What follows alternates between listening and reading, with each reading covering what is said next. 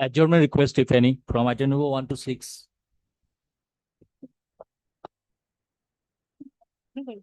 Yes. I beg to mention for item number 6, Your Lordship. In this case, I find an affidavit in opposition, Your Lordship, which is not checked with the case record, Your Lordship. What is it? I find an affidavit in opposition in the IA, Your Lordship. That has not been checked with the case record. So let it come in another date, Your Lordship.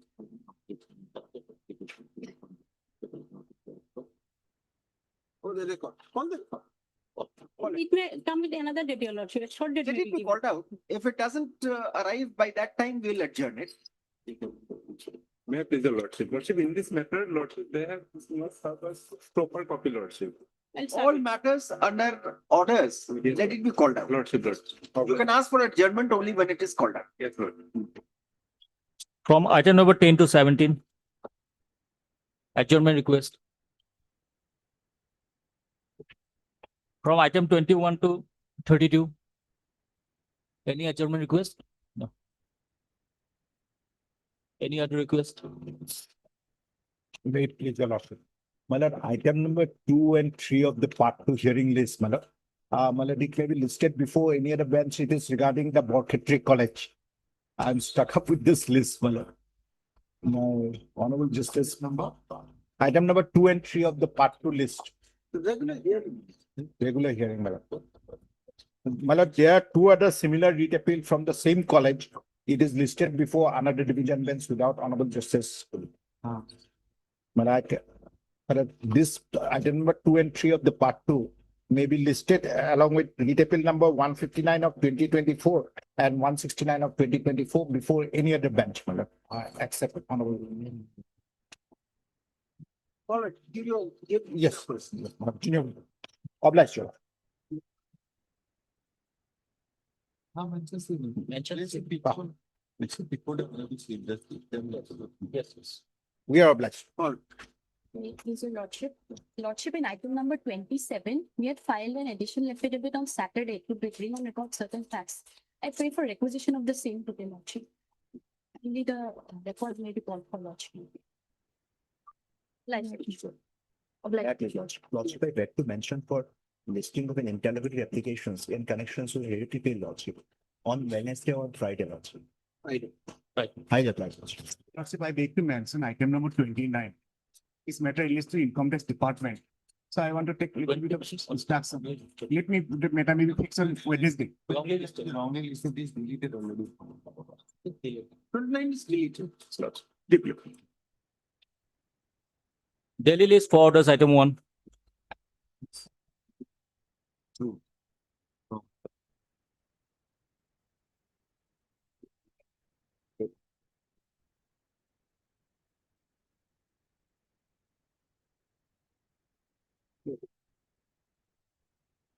Who is the earlier advocate on record? Mr. T. Das and Who is he? senior advocate Diganta Das and 2 others, Malad.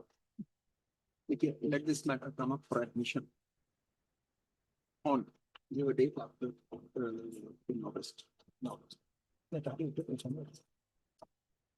They have withdrawn, my lord. They have. No, then cannot be shown because we.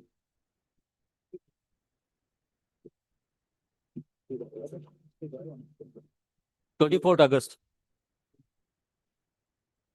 Item 2. Who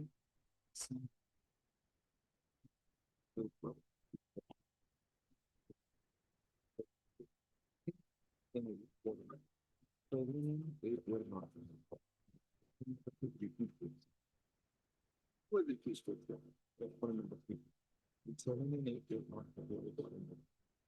Now, 6 has refused to accept, no? 6, 7, 8 lots, sir. No, 7, 8 were not available. Yes, Your Lord. So you try and serve them. 6 will, we will say that it is, no, it is deemed to have been, he is deemed to have been served. If he refuses, we can't help it. Okay, Lord, sir. Lord, if maybe 7 and 8 are not in Gauhati, Lord, sir. So you find out, serve the state. We can't do anything about them. But for 6, we'll say that he'll be deemed to have been served. Take it. The office reports that dusty notice served on respondent number 6 was refused to be accepted by him. Stop. In that case, it is to be deemed as served. Stop. the response number 7 and 8 were not available for them to be served as the notice. One more opportunity is granted to the learned counsel for the appellant to serve respondent number 7 and 8 returnable on, no, not returnable, respondent number 7 and 8. Stop. List this matter under the same heading on. We give you 2 weeks time. 2 weeks. Now you don't need to do anything to respond number 6. You just try and serve respond number 7 and 8. If they also refuse, we'll hear you. Public. 24/7. Public. Item 3.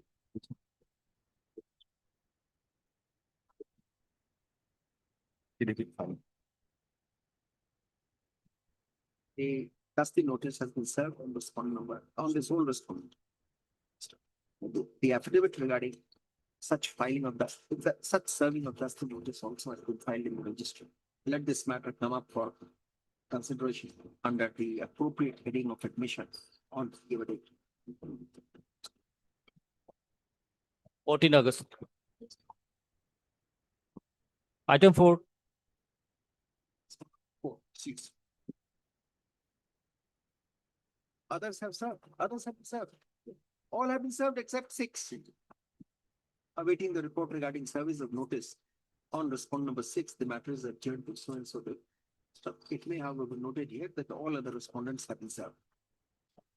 5th August. Item 5. There is a delay of 810 days in preferring this review application. We have served copy to the other side. One person has expired lordship. In that respect, we have submitted another application for striking of his name. The rest have all received the notices. I think they are appearing on. We are appearing today, Malad. We will fix a date. All right, notice is complete. The application intimating that respondent number 21 left the world of living has been moved today. Let the name of respondent number 21 be deleted from the array of the party. Let this matter, let this review petition be filed to be processed and listed. The delay confirmation petition there. Huh? The delay confirmation petition is still to be heard. Oh. Lordship Got delay of how many days? 810 days, Malad. 810. What do you have to say? Malad, the delay has not been explained, Malad, at all. Have you? 2 years delay has not been explained, Malad, and Malad, the entire process has been started. Malad, they say that they have started the criminal, Malad, opened the reinvestigation. Objection will be. We have filed, Malad. You have filed. In that case, my submission is very clear. Immediately after the judgment, which is under review, we went to the Supreme Court. Supreme Court dismissed it. We have processed our criminal proceedings before the Morigaon Court. They have obtained the division bench order as well as in the Supreme Court on the basis that the final report was accepted, which was an incorrect statement they have made. All right, give details. Poorly correct.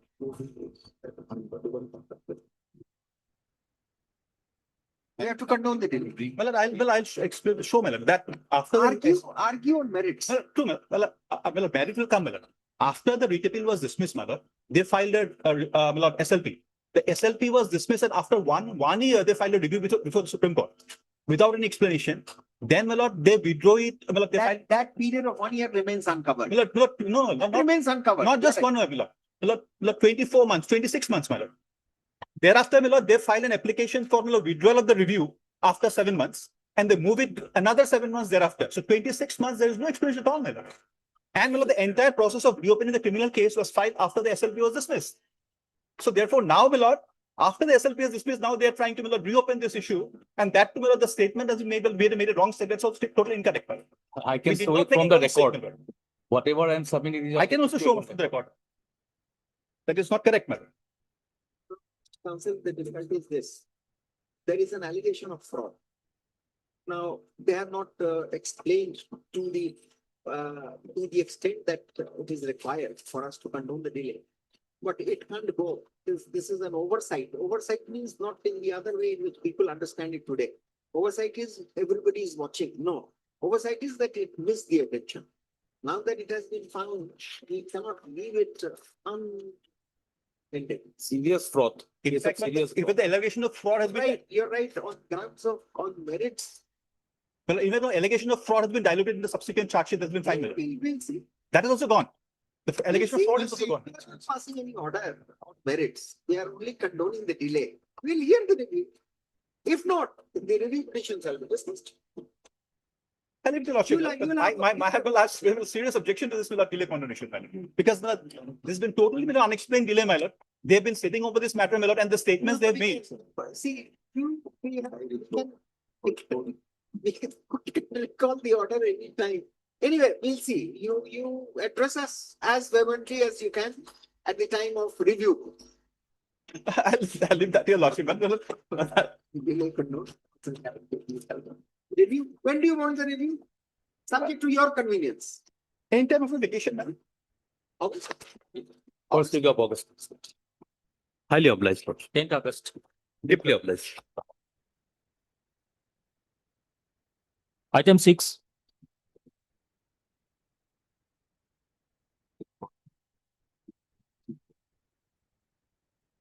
Who appears? Who appears for respondent number 5? I'm for respondent number 4, Your Lordship. Who appears for respondent number 5? One, one, two, three.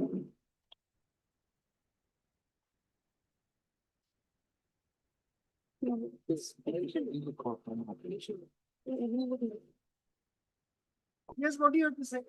Your Lordship, in this case, I filed affidavit in opposition in the IA, Your Lordship. It is not dealt with the case. It's not there on record. Yes, sir. Tomorrow, This is, tomorrow, tomorrow, day after tomorrow, Your Lordship. day after tomorrow. Yep. All right, yeah. Of like.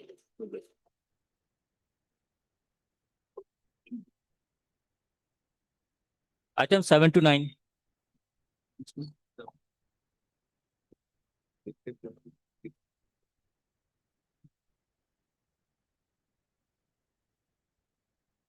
Despite service of notice, nobody has been appearing for the respondent.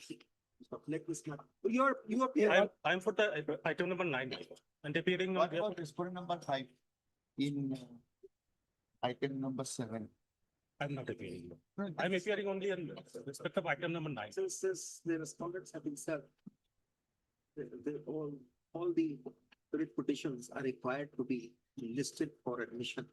So let all the writ petitions be listed on compliance request. 19 August.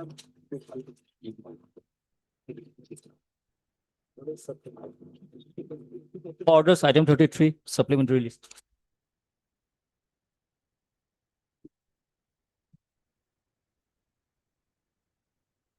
The council has, for the other side, not they have, who earlier represented in the writ petition, they have accepted notice on behalf of all the 144. They have filed that. But, my lord, no one is appearing, my lord. We'll give them one opportunity of name is not shown. Have they filed wakalat? No. Let them file wakalat. Let this matter. Mr. H. Gupta, London Central Government submits that the respondents, the lawyer conducting the case for respondents have been served.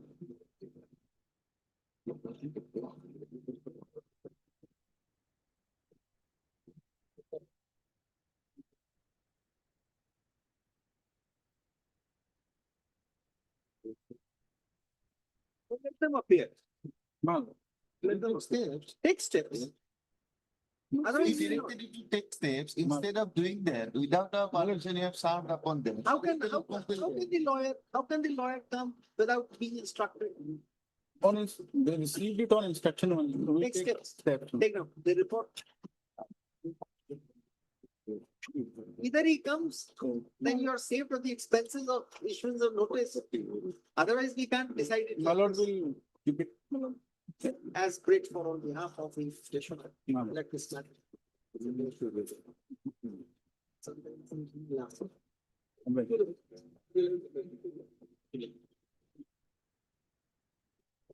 29 July. Item 10 for admission.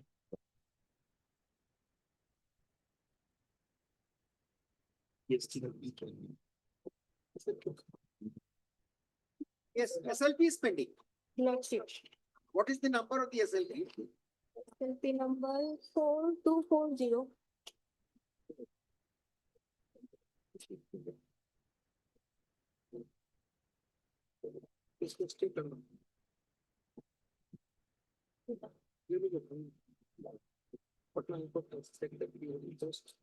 Who appears?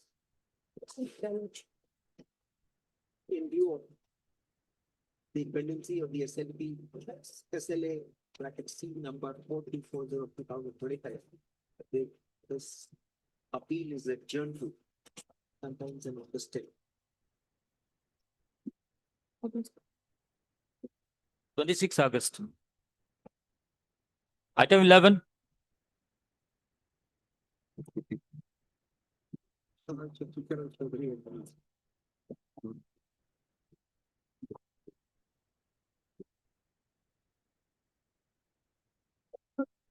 Mr. Ganguly, we can't dismiss this petition for non-prosecution. Somebody is appearing in person. We tried to help him out by asking one advocate who was not a senior advocate that time, but now he's a senior advocate. Now we will not saddle him with that responsibility. If he comes, it's all right. If not, we adjourn the matter. It's basically he's trying to vindicate. I mean, he's trying to say that perhaps you have not taken any steps. That's what he wants. But so far as the interpretation is concerned of section 74 and 75, that we are not comfortable with. It may not be a public document per se, but 75 is not only meant for public documents. 75 is meant for public documents, but in this circumstance, if there is no order passed, then perhaps that embargo would not appear. Let's see if he is not here. Formal notice has not been issued in He will not, what notice? formal notice has not been issued in this appeal. Doesn't matter. You are appearing in this matter. Yes, I'm appealing. I'll file my short response. So file your short answer. We will wait for, since he's private person and he is insisting that he shall argue the case himself.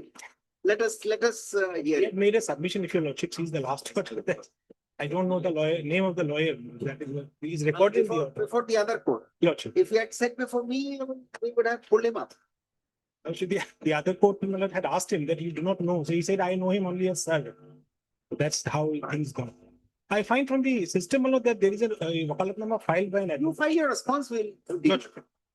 Nobody appears nobody appears on behalf of the appellant.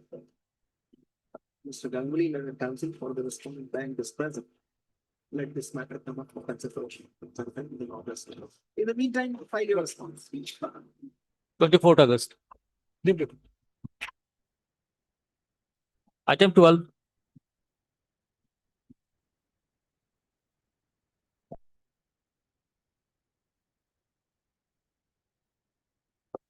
Yes, my lord. This is an appeal prepared by the department because they have felt that they're agreed by the judgment of the Honorable Single Judge dated 28/5/2024. Now, my lord, fact of this matter is as such that while appraising the APR of the writ petitioner, the reporting officer graded him to be very good. Thereafter, when the same ACR has been placed before the reviewing officer, my lord, thereafter, reviewing officer was of the opinion that this grading was slightly overrated. Then he reduced it to good. Thereafter, my lord, the real dispute in this case is that the There are very two officers, my lord, That discursive argument, I don't think we'll be able to help you. There are two things here. yes, my lord, One, Hmm. he was downgraded to good. yes, Now, good is not bad, Good is- other way. yes, my lord, But if he is downgraded to good, Yeah. then it amounts to downgrading him, and for that he had to be noticed. He had to be informed yes, about this. Number one, the justification may be there. He's suffering, he's facing CBI inquiry, vigilance inquiry, or whatever, departmental proceeding, and all that. So that is not there on record. You did not inform him. Number one. my lord, this is not a case that I have not informed. My No, lord, this case is very what simple, my just lord. says. Then This you have not case is there. answered then you have not filed the appeal in the proper perspective. Yes, my lord. That's the finding of the learned single judge from the records. Where have you disputed it? Number one. Number two, that you say that IG operations is Yes, for all practical purposes IG admin. admin. Where is that statement of yours? you're not prepared, sir. We were inclined to interfere with the second part of the order. We were inclined to interfere. Now that Mr. Patagori has already been promoted to the post of commandant, So we would not ask the DPC to be held again. But you don't contest your case. What do we do? Then we dismiss the appeal. No, my lord, this. And you come with a blank argument that that is not the case. There is a finding of the learned single judge. No. You have to dispute it on fact. There is one more finding, my lord. Because according to learned single judge, You cross one hurdle, then you go for 1,000-meter run. Our hands are fettered. We are inclined for the reason that Mr. Patagori has now been promoted. Yes. And this promotion came to him only when the tenure of the punishment. yes, after Ended. expiry of the tenure of the. I don't think he has a great case. But then if there is a finding by a learned single judge that you downgraded him without letting him know, Yes. then it will be against the judgment in Devdat. My lord, Where have you set all this? because my lord, what I have perceived from reading. ऐसे इतना casually appeal file करेंगे, we will dismiss it. My lord, When we are inclined, especially if we don't want any other benefit to come to a person to which he is not entitled. yeah, my lord, the simple case of the repetitioner is there. The review and accepting Simple. authority cannot be the same. You do not know. You have not identified the issue. You have not challenged it. We give you one opportunity, file your affidavit, do whatever. We are not here to suggest you. Otherwise, we will dismiss it on that finding. My lord, difficulty is there in this case, my lord. The contempt proceeding has been initiated. Correct. Yes, Correct. yes, Contempt should have been filed. yes, right. You have to hold a DPC. You have to give him promotion from a notional backdate. I'm seeking permission. Where have you disputed all these facts? My lord, You go on a tangent. Are we concerned with IG operation and IG admin? No. Many a times out of necessity, these are processes which have been set out as your rule of housekeeping.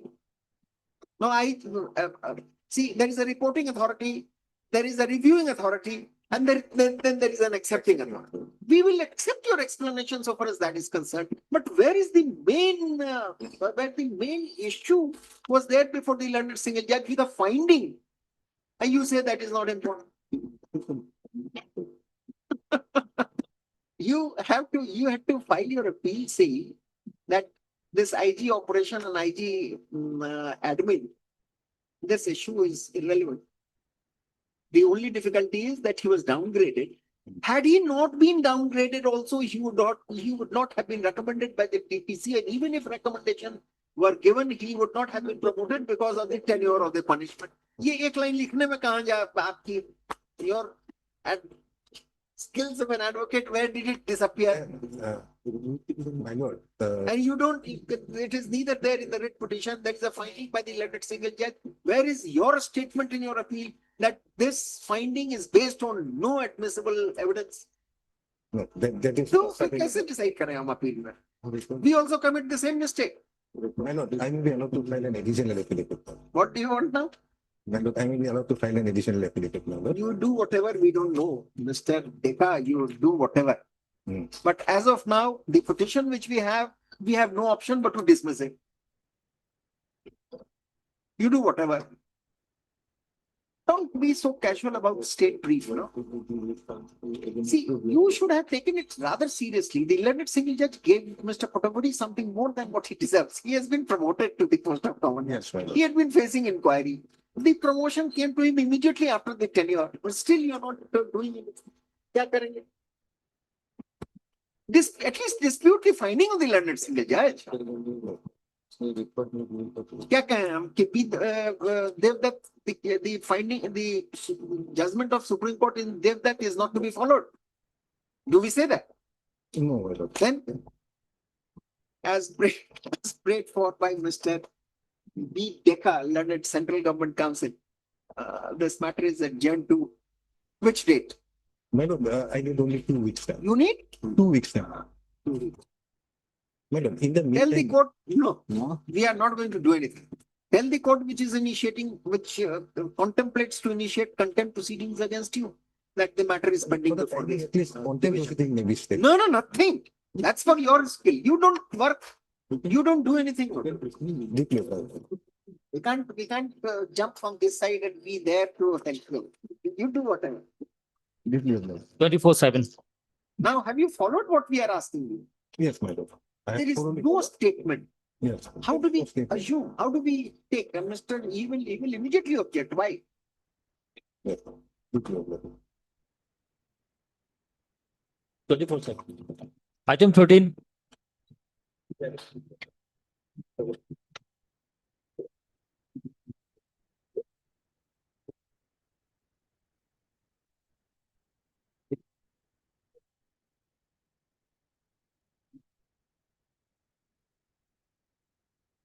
Yes. My dear Worship, this is the only question I heard that Deputy Commissioner has got jurisdiction to remove as per section 111. That is the question involved in this. Some other case also filed before the Honorable Court on this point. The Worship, can you see what section 111 and 62 of the rules file? Can't be. No, the judgment passed by the single judge is absolutely correct. Is it your case, Mr. Chaudhary? Even if it were, nothing could have happened. Now, who's this? Respond number? That's number 5. Joinal Abedin. Yes, Now, he has how many children out of how many wives yes. that you have stated? We need not state that. But that qualification existed at the time of nomination. Exactly. It is there, my lord. But there is provision 111. That also, it is also made by the legislature, my lord. Kindly see, my lord. Rule 62, my lord. That we have, my lord, we have. Well, kindly see 111, my lord, of the, that here. 1111 of the Panchayat Act, my lord. We can't clothe the district commissioner with the power which he doesn't have. My lord, he has the power as per section 101 and also. He had the power at that time. Otherwise, it is only the election petition. But the election petition was not filed because election was not selling. Removal was there, my lord.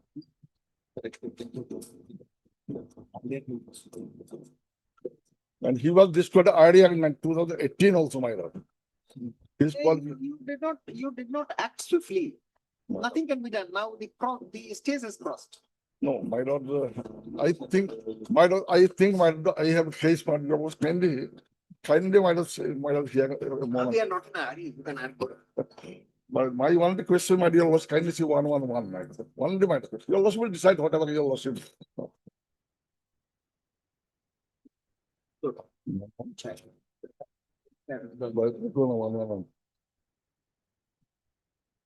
And rule 62, my lord.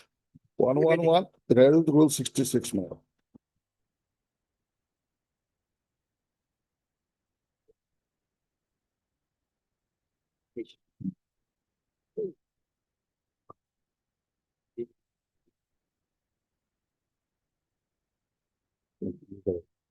Ma'am?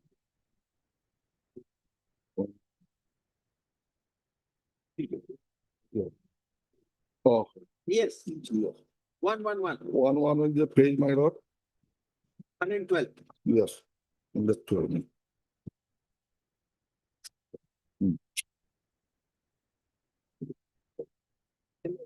Yes.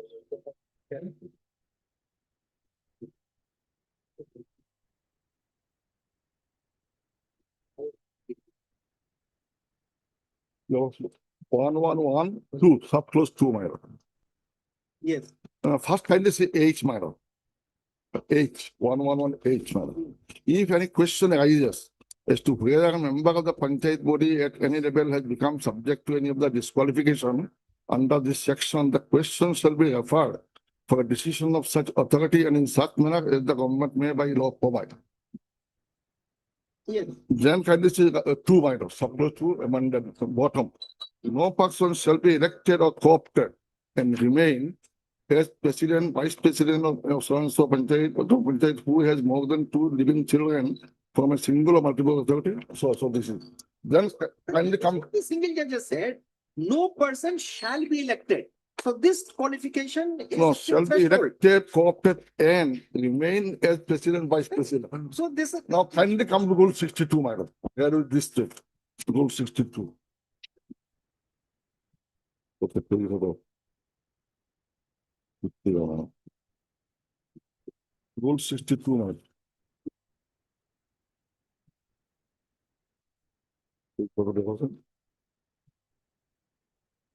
Rule 62. Yeah. Also. Yes. Sub.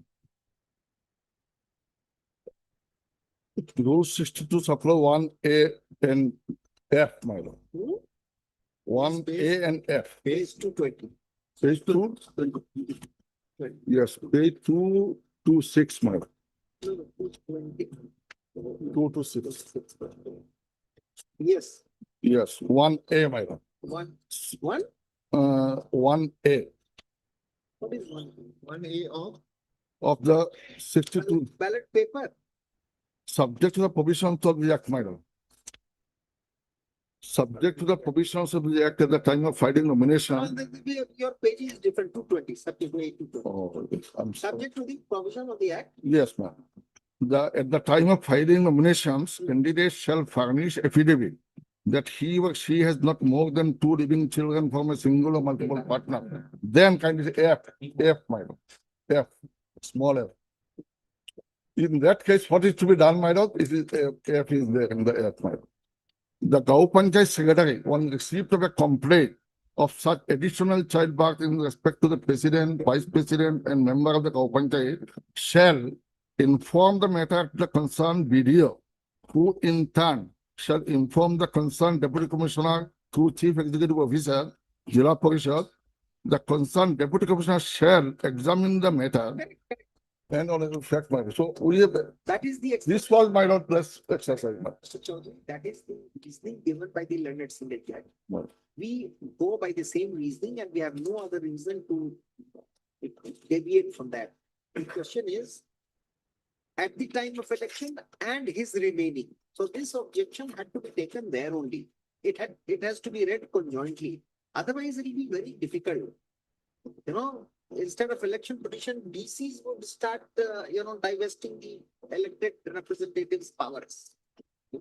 Question is, my lord, we have not put in the election. This has been interpreted, and the judgment which has been quoted by the learned single judge, not the Aisha judgment, but the other one. Aisha judgment, my lord. No, not the Firdaus Rahman Mazumdar. So, keeping in mind, taking the Asha judgment, The appeal is for the Asha judgment, I think is a challenge and pending, I think, madam. Till the next. Item 14. Obliged to us. No, obliged.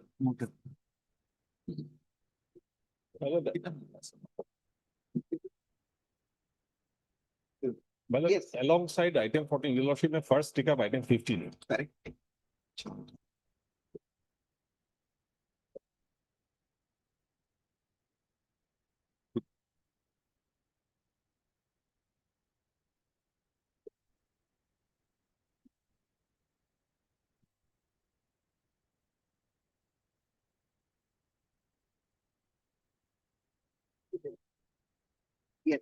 Well, the appeal is against an order passed by the single judge. Give us 1 minute, Mr. Kaptan.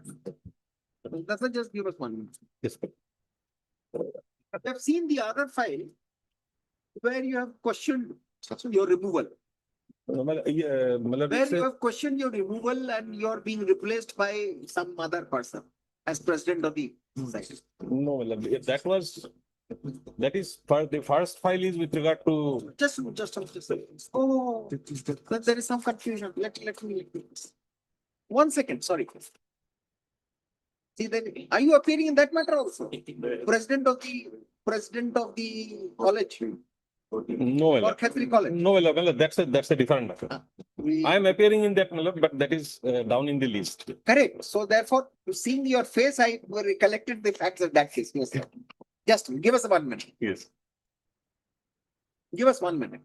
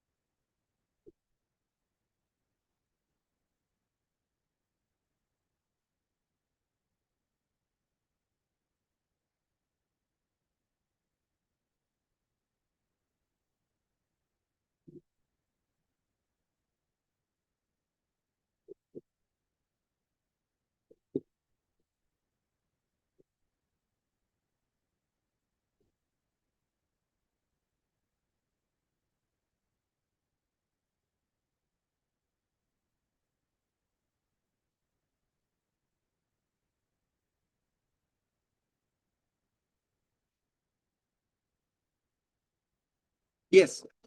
Well, the writ petition was filed. You're now addressing us on this, Once- 176. Yes, yes. Sir. So the writ petition was filed challenging the charge memo. Milord. The precise ground was that the person who had issued the charge memo, that is the respondent number 4, he does not have the power. And the second limb of argument was that Milord, under the provisions of the Act, if the disciplinary action need to be taken, Milord, then the Act requires that certain regulations have to be framed, and that are yet to take place. They are only acting on a resolution which has been adopted by the Executive Council. The submission on that count was that the resolution of the Executive Council will be inconsequential in view of the statutory requirement, which requires The resolution of the Executive Council adopts Assam Service Discipline and Appeal Rules 1964, Yes. number one.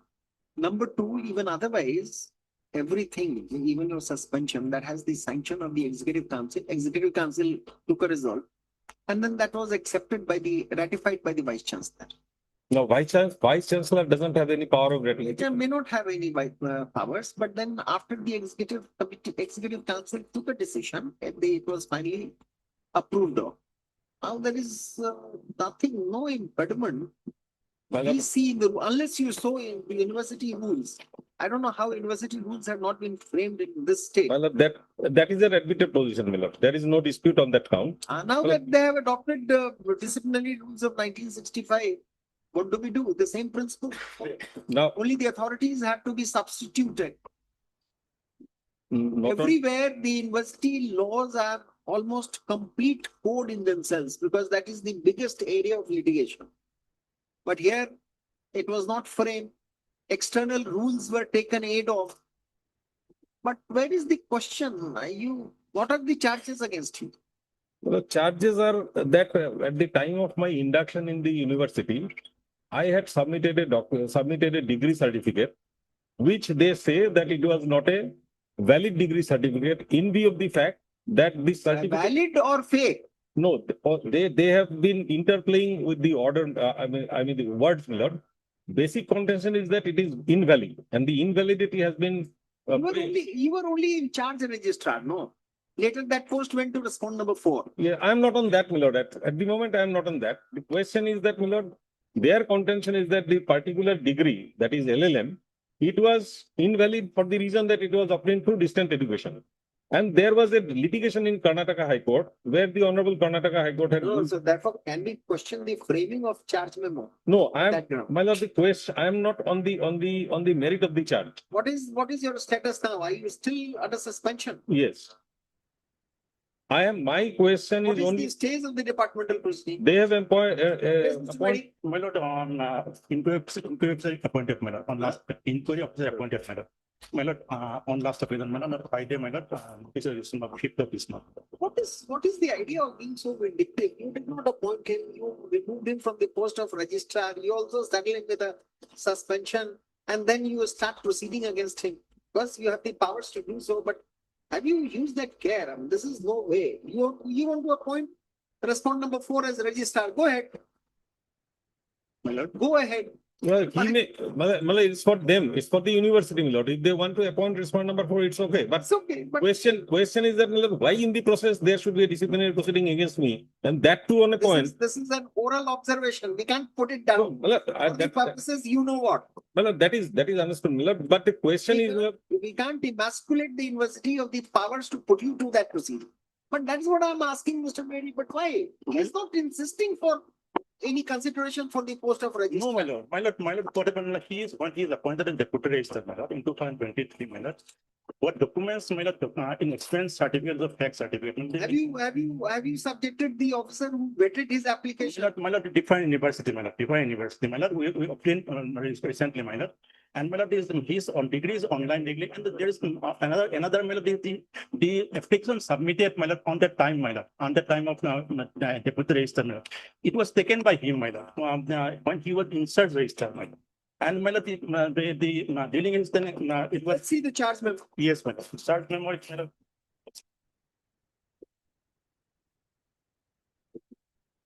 that is at page 93.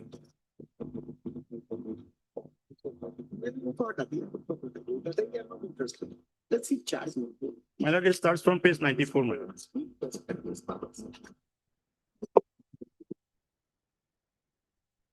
My lord, Page, 94 C, 94 starts, my lord, article of service, my lord. The LM, page, 94, my lord, memorandum of service, in excess. LM marks it of this, fates, Dr. Secure Country, that's the one.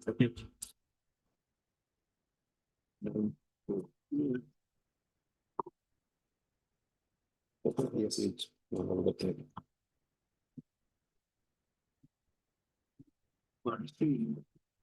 Said Mr. Jacob, obviously, school that is one and second semester mark, we have a fourth section. With an invalid degree of clarification of PTC and written reply for that's this is for the which. I'm not aware of the show delegate the past.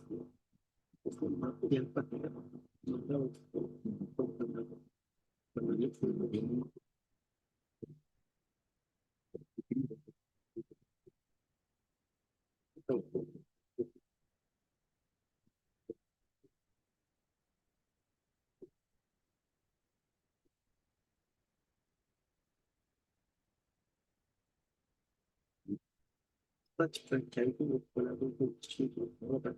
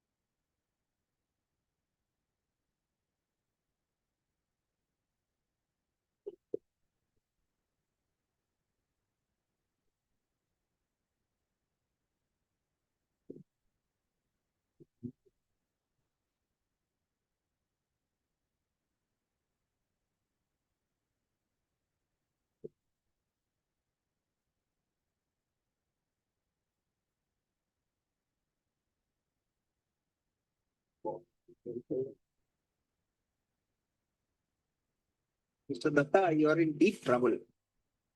You are in neck deep trouble. In fact, the best option for you is to quit and go. My lord, We can't help it. my lord, Criminal case, you have invited, possibility of a very, very valid criminal case against. my lord, this will not survive, my lord, if I show your lordship the other papers on the brief. No, but therefore, why to interfere at the stage of issuance of memo of charge? My lord, the reason, Departmental proceeding. my lord, the reason is that, my lord, absence of power. Your lordship will kindly see, my lord, the page 296. Well, that is the statute. In fact, they should not have even, if this is correct, then they should not have even initiated this. They would have removed from the policy. That they cannot do, my lord. They also know it for sure, because I also can show the papers to the contrary. Well, The only basis for your selection as in charge of registrar was your LLM degree. That was the only PG degree. no. Yes, ma'am. Yeah, just a minute, don't interrupt him. Don't But- get angry at him. Well, my lord, he has this habit of, Sit my lord, down, Mr. interjecting. Sit down. Yes, ma'am. Well, if your lordship will kindly see the page 212. Page 212 is the application formula which I had submitted at the time of my induction. And at that point of time, I had not only one. Inclined to get into all this. See. That's why, my lord, I said, my lord, if your lordship allows me to place the act and the statute, well, the absence of power will be apparent. That is the point, my lord, on which, my lord, the writ petition was filed. All right. Your lordship may kindly turn to page 296. 296 is the statute, my lord. And the relevant provision will be two.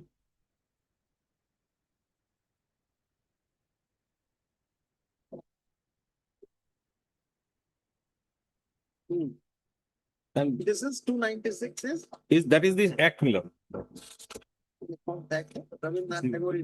Yes. And under the act, my lord, the authorities have been vested with powers. Section 25 at page 307.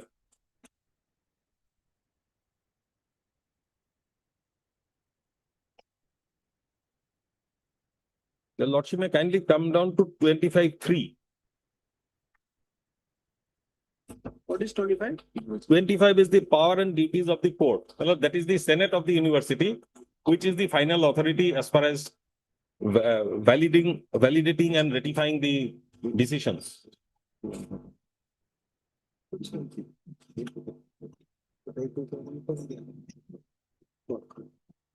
This court is the university court. Yes, my lord.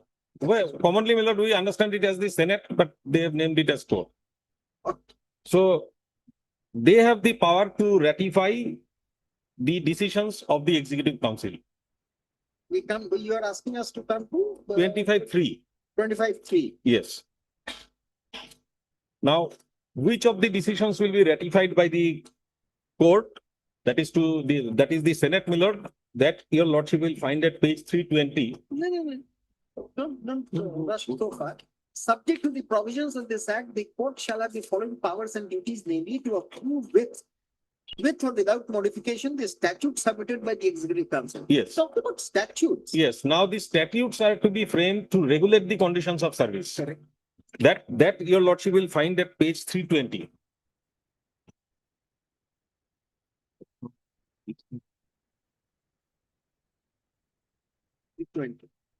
Section 46, your lordship may see 46(3). Subject to the provisions of this act, the statute may provide for all or any of the following matters. Then 46(3) says the terms of office and method of appointment and conditions of service of the officers of the university. Then thereafter, section 47, subject to the provisions of the act and with the approval of the court, the Executive Council may make statutes for the purpose of carrying out the provisions of this act and in respect of all matters which are required to be or may be provided for by the statutes. The draft statutes or draft amendments may be approved or amended or rejected by the court in the manner hereafter provided, that no draft statute or draft amendments to the statute with financial implications shall be amended without further reference to the Executive Council. Now, the Executive Council has taken a decision that they will apply the Assam Services Discipline and Appeal Rules in respect of the employees.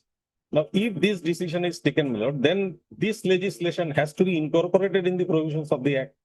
Now, the incorporation is possible only when, my lord, it passes through the court.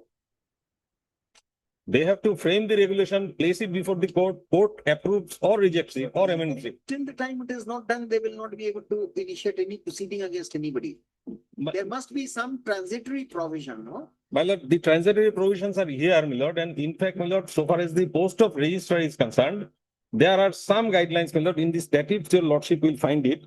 If your lordship will kindly come to page 331.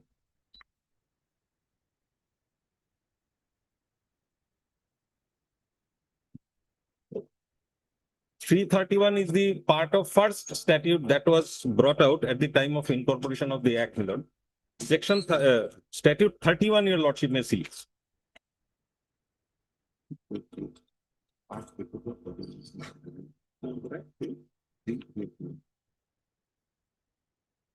(31), your lordship may kindly see. Registrar, deputy registrar, so and so, so and so.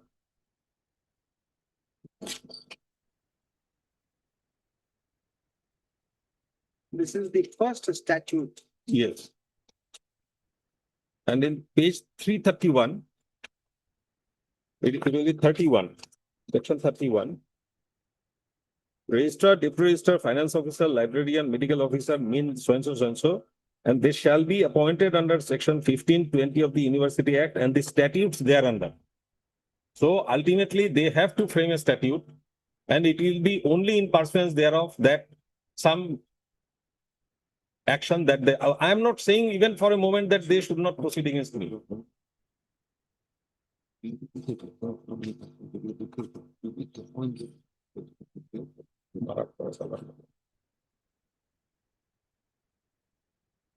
And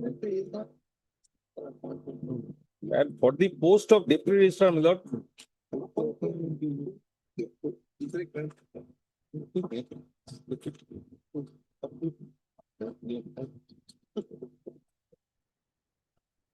for the post of deputy registrar, my lord, although they have made the appointments, but there are no statutes framed, no regulations framed. That's another issue altogether. Now another aspect of the matter which was argued before the honorable single judge was this, my lord.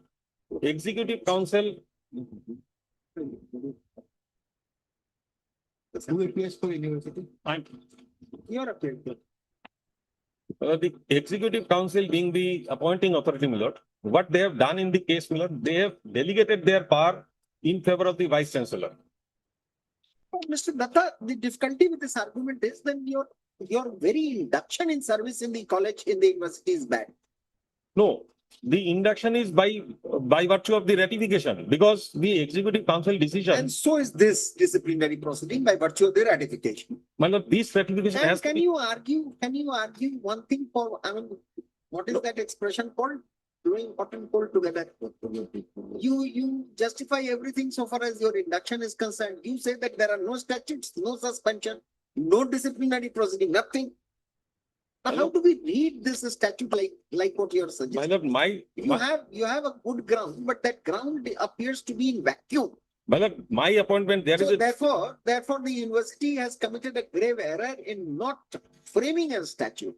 And even if with respect to disciplinary proceedings, they have adopted the resolution of 1964, it has not crossed the scrutiny of the court of the university. Yes. So far, so good.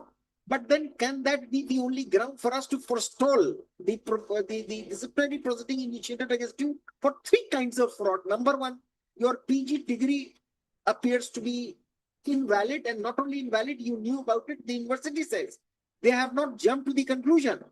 They sought information from Karnataka University whether this certificate is correct. They said no. Then secondly, at the time of your pay protection or pay hike, you showed two certificates which entitled you to take pay protection or pay hike, whatever. It was found those universities whose documentation you provided, whose certificates you provided, and you obtained that was found to be incorrect. What more do you want for a No, my lord, prosecution under my lord, just to quell the doubt, my lord, as far as the validity of the decree is concerned. Vice Chancellor, in such a situation, we would not have entered into all this.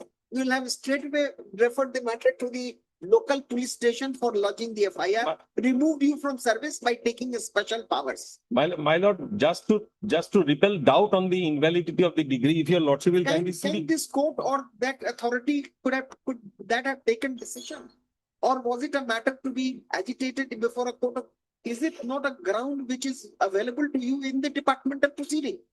my lord, my lord, if I am to take this ground, in fact, my lord, in my written submission, written statement, I have taken all these points, my lord. But that has to be decided by an appropriate authority. Your lordship will kindly see the. So therefore, if they take a call that no, all this ground is useless, he duped the university, his very admission was bad, and there is an element of forgery here. There is an element of fraud here. So in that case, you can come before the appropriate authority for it. But That will be the death knell, my lord, because by that time. then you file a third petition then. No, my lord, just for a moment. Number one petition, no, we are not cornering you from any side. We are only trying to find out the passage on which we can operate. Now, first you file a case against suspension. You want revocation of your suspension. That was dismissed because the learned single judge says that suspension was correct. Some extraneous aid was taken from the rules. The learned single judge in first instance does not talk about these rules of 1964. It says that the Executive Council has resolved that resolution as the approval of the Vice Chancellor. No statutes up till now. So therefore you go face the proceeding. And in departmental proceeding, you say that they don't have the power to initiate no suspension, nothing, because the statute has not been ratified. Now, in this situation, the only option for the university was to give the matter to the local Thana, local police station. No, no, my lord, the option will be to frame the regulation. What stops them to framing a regulation? Nothing stops them, but my lord, that's an advisory which can come in a third petition. My lord, that's why since the aspect of validity or otherwise of the degree is troubling your lordship's mind, my lord, your lordship question that in any proceeding that the statute or no statute. See, our hands are also fettered now. How do we get the authority to question this on that? My lord, on this point, my lord, I cited a decision of the Honorable Supreme Court. But unfortunately, my lord, that has not been reflected in the judgment. With lordship's permission, my lord, may I just place 89.3 SCC? Because the delegation by the EC, that is unauthorized. The EC cannot delegate its power because there is no power of delegation in the statute. The larger issue, we have not crossed that issue altogether. What happens in the interregnum? Nothing, no statute, nothing. Then if this should it have been allowed to be continued? Tell us, answer this. Answer this. And can you question this in a petition, in these two writ petitions? That the university must be directed to frame a statute. Otherwise, any proceeding against any one of the officers would be bad. You can say that.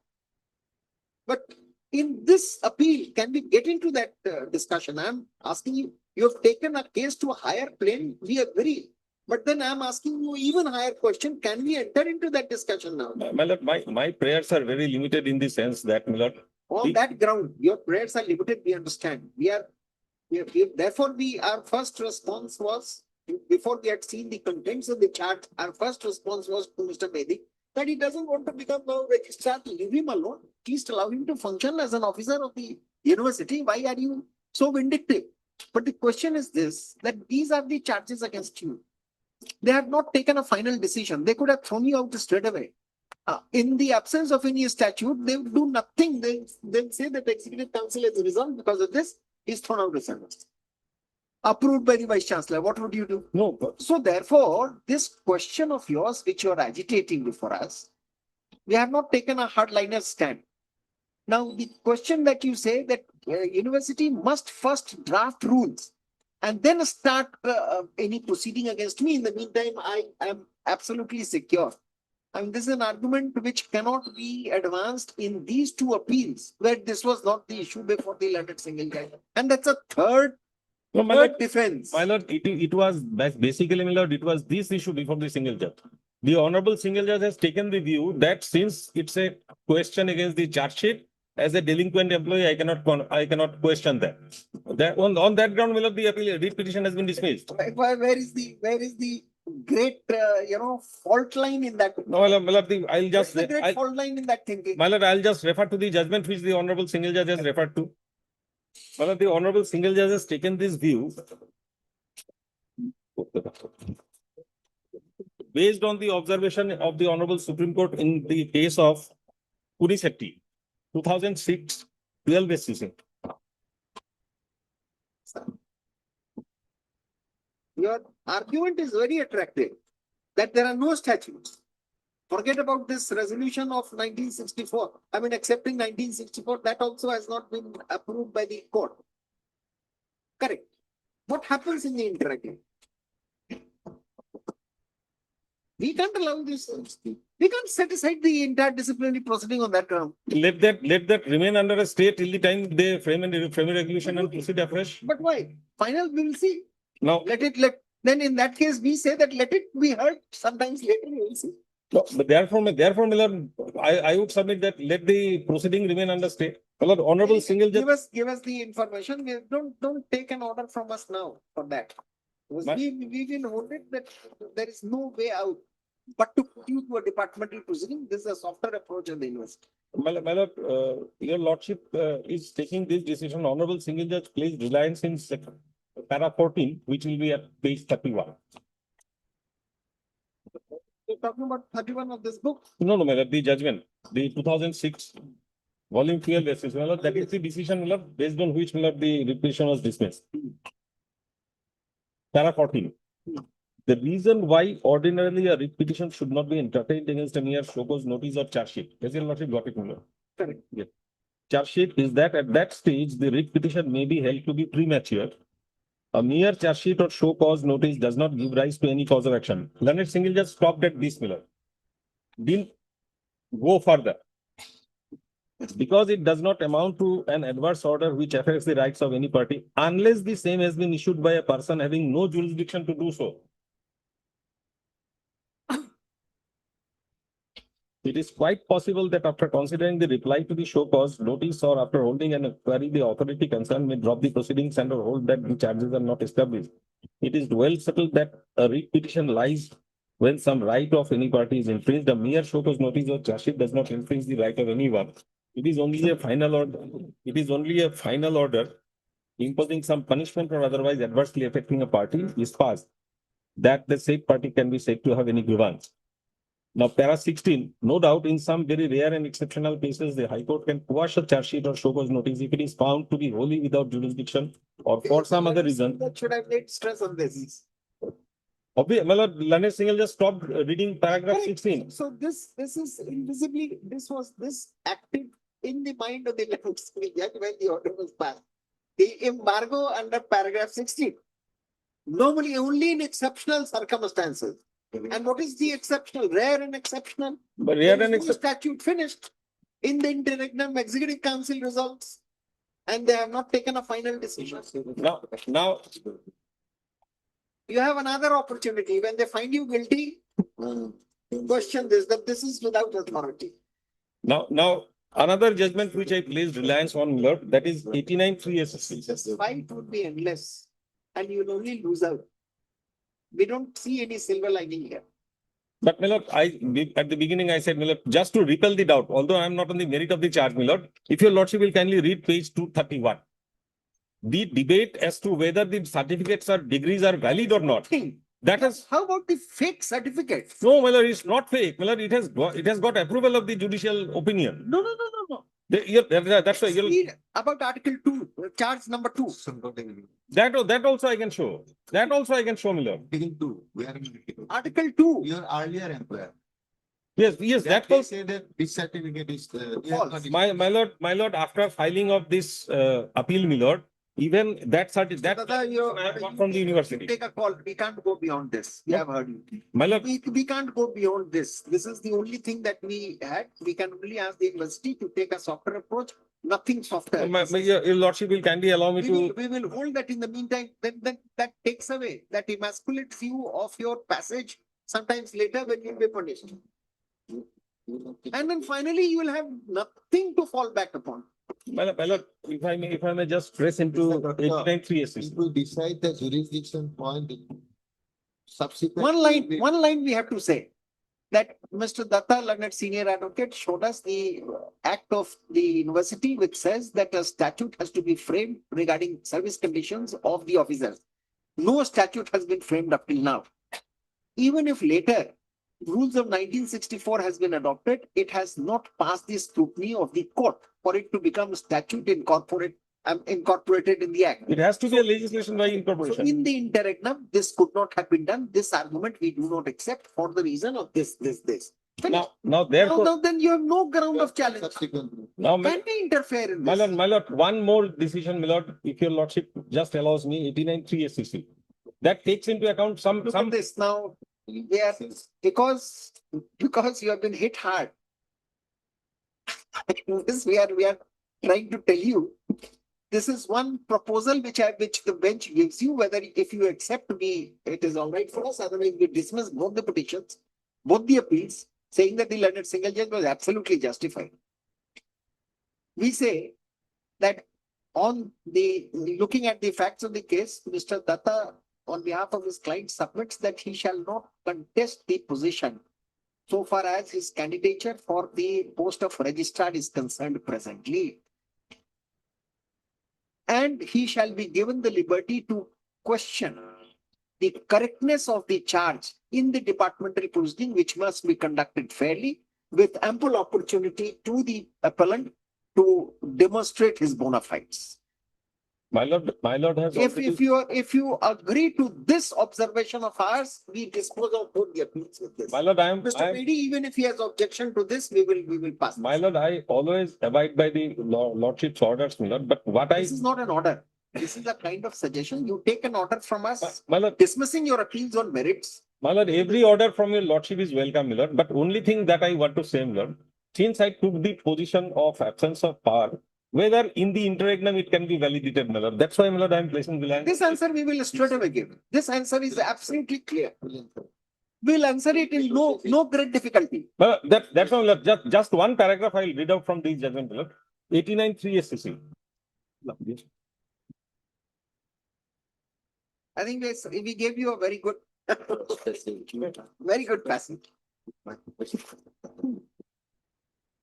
And then you'll have good ground to question the absence of jurisdiction. When something happens for your future employment. My lord, difficulty is. No, we are not asking you to concede. We are not. No, the difficulty is that. We have my lord, only told you the third option which you have. Have dismissal number one. my lord, In case you my lord, are our versions also need your lordship's approval. That is the difficulty. The opinions that we give at times, that also needs your lordship's approval. Yes, what is it? Which paragraph? Paragraph 22 at page 141. There was also a case of resolution, my lord.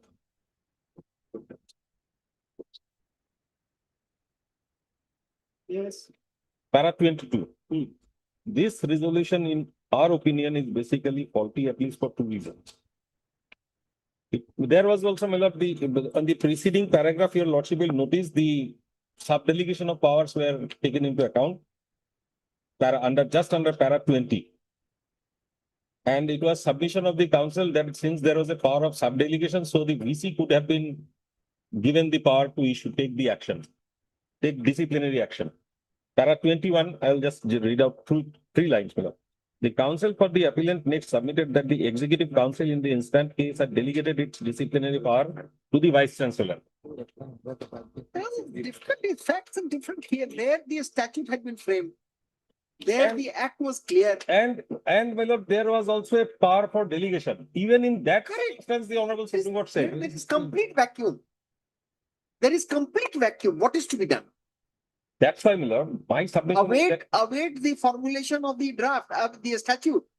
otherwise, my lord, under We don't agree to that. now, my lord, I am just giving a situation. My lord, under the discipline and No, we can't keep on repeating the same thing. No, my Mr. lord, Datta, we are following. I'm here at your lordship disposal. We- Just two lines, my lord. We give complete time to the lawyers to converse their case, but repetition now beyond a point, we have told you that in the interregnum, in this case, the facts do not admit of any parallel with what My lord, you've shown. My lord, the interregnum will cause some difficulty, my lord, that I am just placing before your lordship. They have adopted the And discipline. especially in the event of this thing remaining inchoate, you decide, you can question that later when you are punished.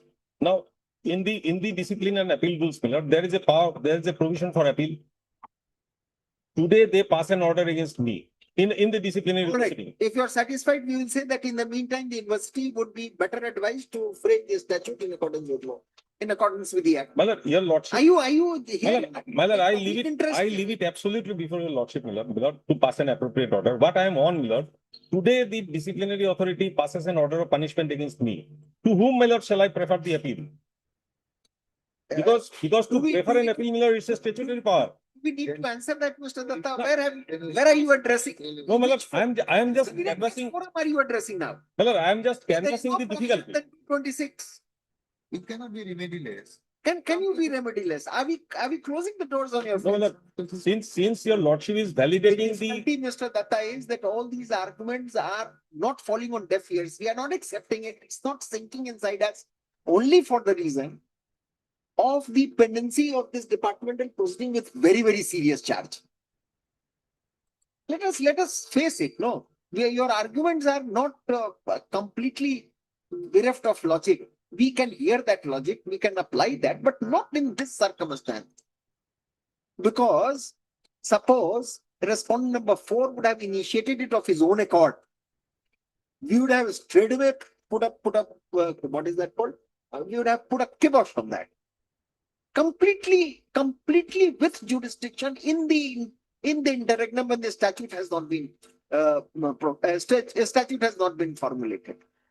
Now, statute wrongly formulated, rightly formulated, can that be a ground for us to stop the decision of putting you and subjecting you to a department? You're looking at it from your angle, we are looking at it from all angles. no, but I am trying to look at from the plain, my lord, where the Tell legality me is one thing, maintained. objectively speaking, Mr. Datta, as an officer of the court, you tell me that does this require filing of another petition with another set of pleadings with another set of prayers, or we will look into this? Tell us. Take a call. No, I am in agreement with your lordship. But I am, No, you are not asking. as far as You have taken, you are holding the brief for your client, you must argue. We have told you. But now let us not repeat it further. We have given you an offer. We can close both the appeals with this kind of an offer. well, I leave it up to your lordship. No, you take a call. Otherwise, we dismiss both the appeals. No, my lord, yeah, that order your lordship may pass, keeping the issue alive, my lord, keeping the issue open to be debated later on, my lord. David. After, I mean, it is, see, we only thought that the judges were difficult to be persuaded. Now, the advocate is difficult to be persuaded. But my lord, I am reserving some argument, my lord, for the first case, my lord, that is suspension. The suspension order which now they have passed, my lord, that is absolutely without considering the principles laid down in Ajay Chaudhary. It is absolutely untenable. In contemplation of a departmental proceeding, you have been suspended.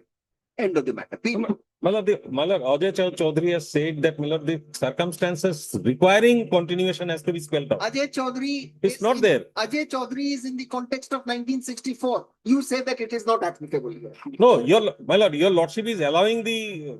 We are not allowing. We are only finding a bit. Proceed somehow or the other in the interregnum. We are only finding. We are only finding a escape route for you. I think let us conclude it. Yes, my lord.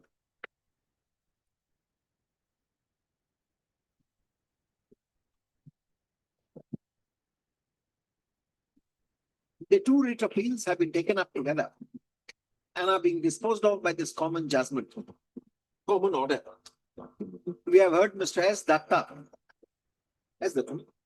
learned senior advocate for the appellant in both the appeals, and Mr. S.K. Medi, Rabindranath Tagore University, Respondent 2 and 3. CGC for Not response number 2. Standing Council 2 and 3. Standing counsel for the which university? Standing counsel for response number 2 and 3.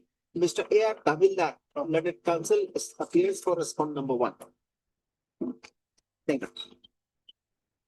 The appellant, while serving as deputy registrar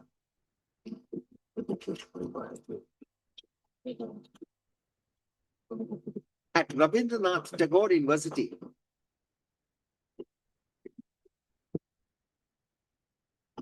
had been given an additional charge of registrar.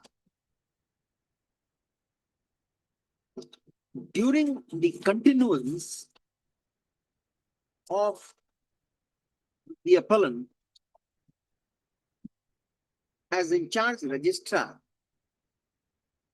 the post was thrown open by the university to be filled up, for which many applications had been filed and entertained.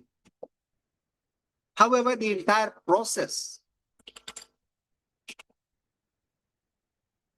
was derailed because of some objection regarding acceptance of the applications of even latecomers.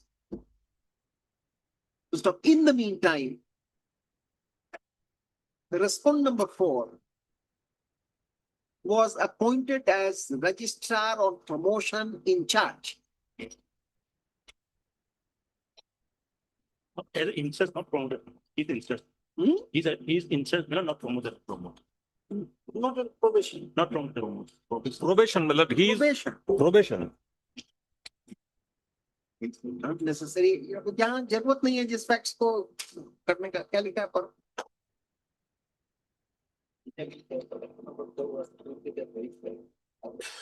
on probation as in charge registrar.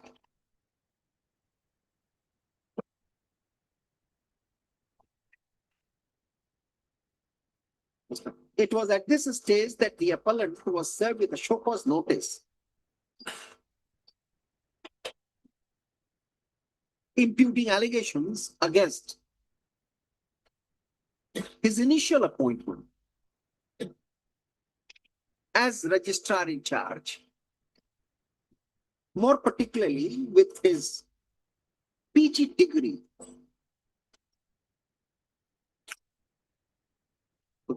In contemplation of a departmental proceeding against him, he was also placed under suspension. This suspension order was challenged by the appellant, while WPC number 2412 of 2026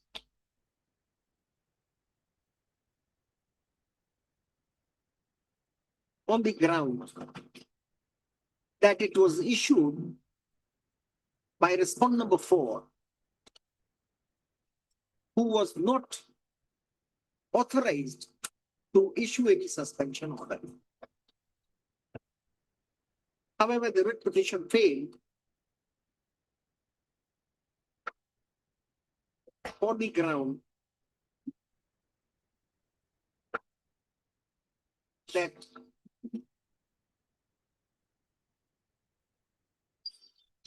the order suspending him clearly reflected that disciplinary proceedings were contemplated against him, and that such decision was not by respondent number 4, but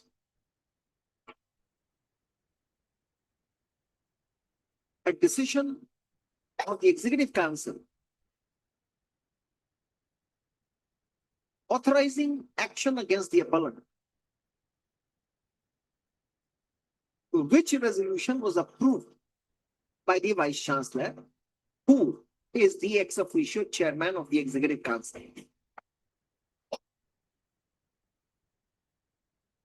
An argument was raised on behalf of the appellant before the 11th Single Judge that Section 54 of the Act of the University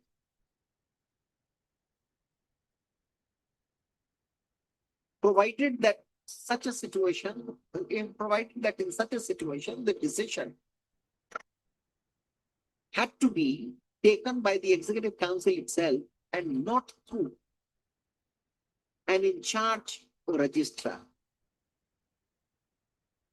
However, the arguments were not arguments were not sustained, and the suspension order was not interfered. Next, in the meantime, the appellant was served with a show cause. Appellant was served with a charge memo with 3 articles of charge, which need not be stated in detail here, except to the extent that it related to the invalid degrees and invalid degrees and certificate of experience furnished by the appellant for his induction in service or for putting up his candidature for the post of registrar, Deputy Registrar. for the post of deputy registrar. The charge memo also was questioned by the appellant more or less on the similar grounds. Namely, that the statute with respect to the condition of service of the office bearers in the university had never been formulated. So the Act of the University clearly specifies that the service condition of the employees of the university shall be governed by a statute which would be framed by the executive council and shall be ratified by the court. It was also argued that even though the executive council has resolved to adopt the Assam Civil Service Discipline and Appeal Rules of 1964, but such adoption itself was not sufficient to invoke its provisions unless it were made part of the Act after the scrutiny of the court. The sum and substance of the argument of the appellant before the learned single judge was that in the aforesaid circumstances, namely absence of any statute or provision under which the appellant could have been proceeded against and be subjected to a domestic inquiry. What did I say?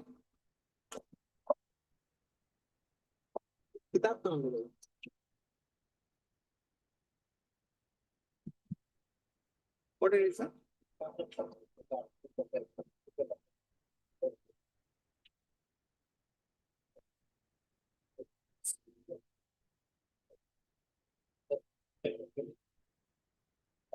Come on, his suspension order and his being served with the charge memo was without jurisdiction and authority.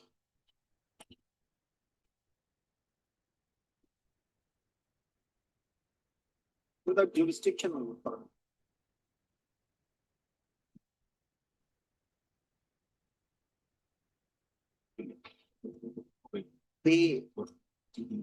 The argument advanced on behalf of the appellant by Sri Lata, though in the first blush might appear to be meaningful, but accepting such an argument would be difficult for the reason that in the interregnum, aid of external rules have been taken and the decision to subject the appellant to departmental proceeding on the charges mentioned in the memo served upon him has been taken by a resolution of the Executive Council with the approval of the Vice Chancellor as the chairman of the Executive Council. The same could not have been questioned. Especially with respect to the initiation of the proceeding in face of the charges that have been leveled against the appellant.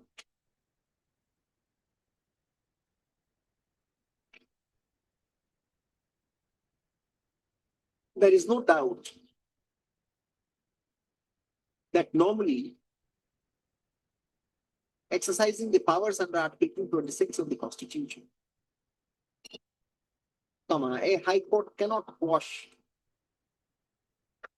a charge memo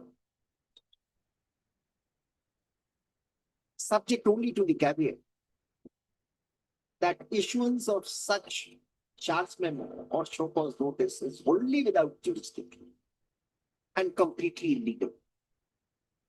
Now, in the present case, we do not find that there has been any breach of any provision. And in the absence of a statute to be framed, which was required to be framed by the university, comma, any infraction or any emergent situation could not happen, cannot be left unattended. The university otherwise would be well advised to proceed with the formulation of the statute under the Act and put it to the scrutiny of the court for its incorporation. But that cannot be a ground to forestall the proceedings which have already been initiated against the appellant. However, after some arguments, Mr. Datta, Mr. Datta, learned senior advocate, submits that he would not press for the consideration of his candidature for the post of registrar, and that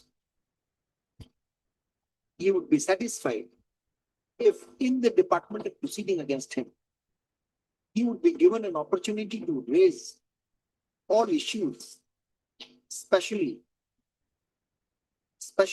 his rebuttal of the allegation of using an invalid degree or experience or incorrect experience certificate, along with the aforementioned ground of no statute with respect to the service condition of the appellant, service condition of the employees of the university having been framed. The choice of the appellant in not contesting, in not pressing for his consideration for being appointed as a registrar is based on his own assessment of his candidature. However, under no circumstance shall he be precluded to present his cause before the disciplinary authority with respect to the charges leveled against him.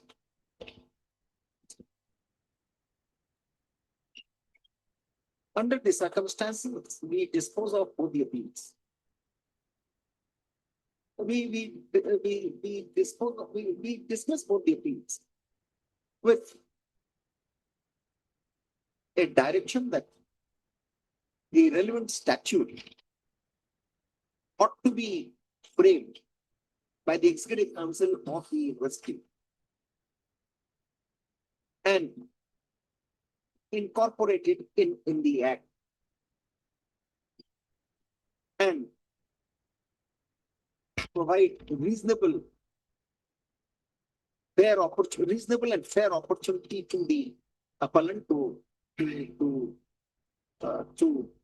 present his cause.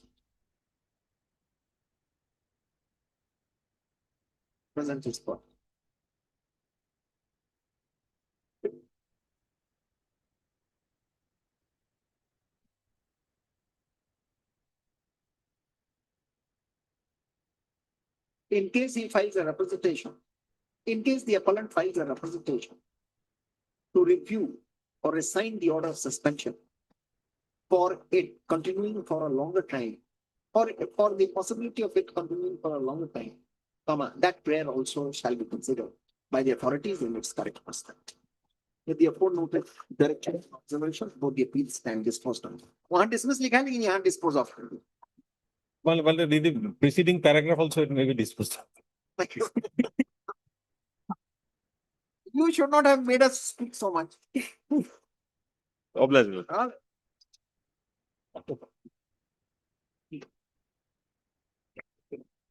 Yes, the next matter, I think Mr. AG and Mr. Chaudhary are here. State was supposed to file the affidavit. Lordship, our affidavit is ready. we need some further information, so I'm paying 1 week extension for filing the affidavit. All right. It's okay. The only thing is, my lord, they have started issuing the J form. And J form is, my lord, they have concluded the acquisition. Anything that they do would be subject to the outcome The of this. thing is, I was just considering, my lord, to make this prayer. Let them not issue the pattas, my lord. Let other process, let them continue. Because also is hearing the matter in any case post the vacation. Let them not, That prayer was rejected on the very first day. that was never made, my lord. We'll give you a short date. Yes, the sir. matter. If I remember correctly, we said that since no. this is It will be we will subject not to the pass out- any stay order. We have said. No, yes. Supreme Court and withdraw the matter. Against that, not getting the interim All right. order. So What what a date? state is That's- making this prayer, our affidavit is ready for the last, this is the third page. Yes, Anyway. there are 5 different petitions, and in each of the case we are filing separate petition. But keep it. Next Tuesday, Lord. Next Tuesday. I'm ready because. Yes, yes, I'm it is- also it ready. is- We're it also is- ready. You file it by next Tuesday Lordship, with a copy in advance to Mr. Chaudhary. no difficulty, Lord. If you want to respond, you can do so. Yes. By the next day. Take up.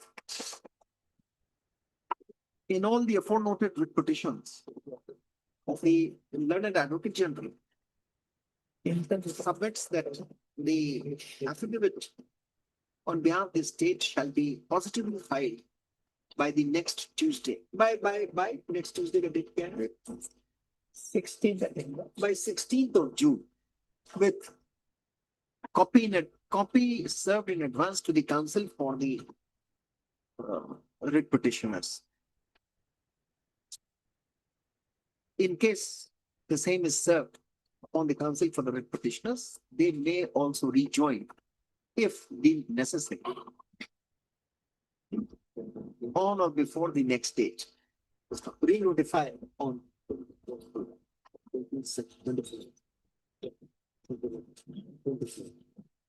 We place it on 23rd of June.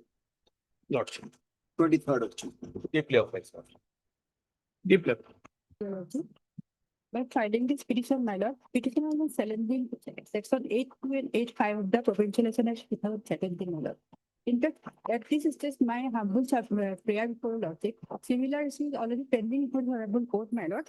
Now that notice is This matter we listed along with, give Along us the numbers, 4431. WPC Yes. number so and so, which is and other analogous cases which are slated to be listed on so and so date. On What is it? 4/8. You have an order. I have the I have no order, but I have the details of the case, my lord. Give the details. Lordship. Date, what is the next date? Date is the 4th of August 2026. Huh? 4th of August. Give the details. August. Item 22.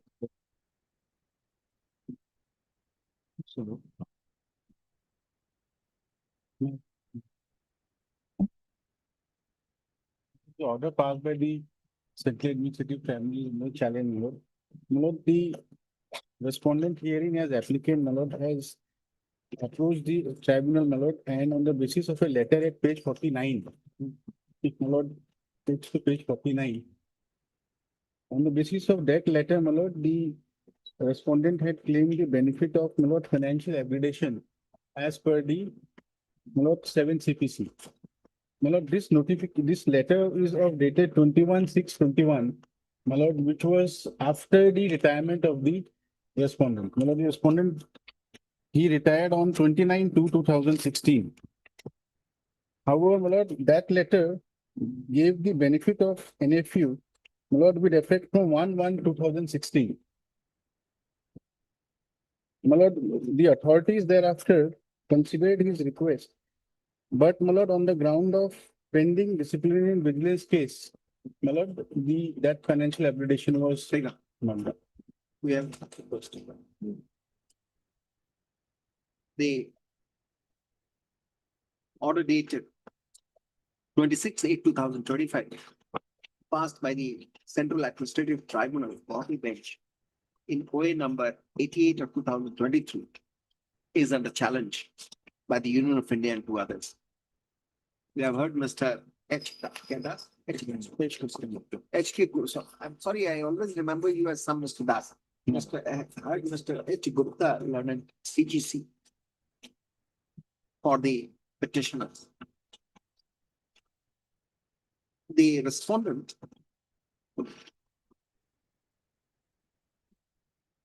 herein, a railway employee belonging to the accounts cadre,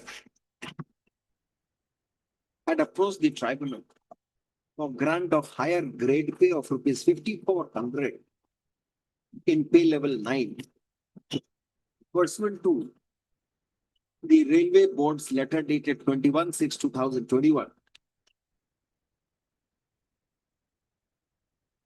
which was issued in the context of 7th Central Pay Commission recommendations for non-functional financial upgradation.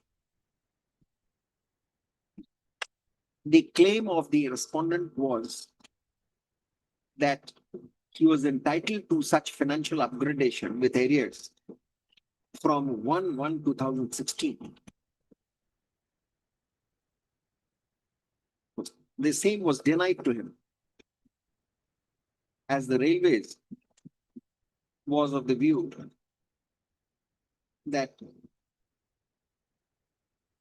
for him to be promoted to level 9, he had to have vigilance clearance. But the respondent had pending vigilance case against him. First up, there was a CBI proceeding also initiated against him. A clarificatory letter of the Railway Board dated 1/12/2022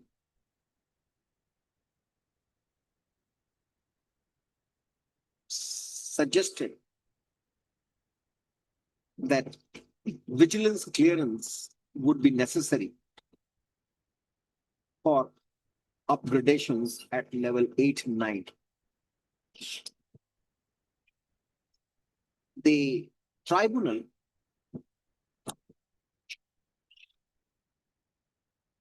while the impugned order held that such circular of the railways was not applicable in the case of the respondent for the reason of his belonging to the accounts cadre, which was not specifically mentioned in the aforementioned circular.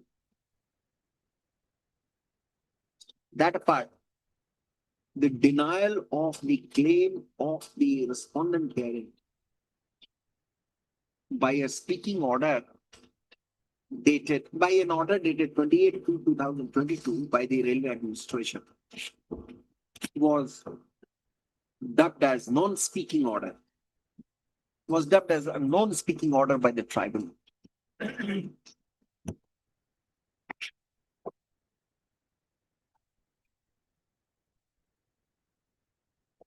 The tribunal therefore directed the railways to grant the upgraded pay of rupees 5,400 in level 9 to the respondent, along with all arrears and consequential benefits within a period of 6 weeks.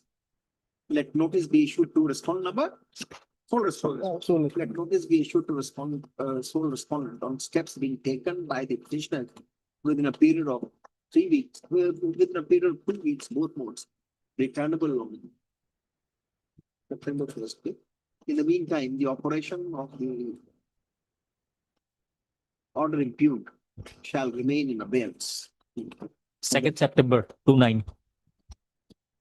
Item 23.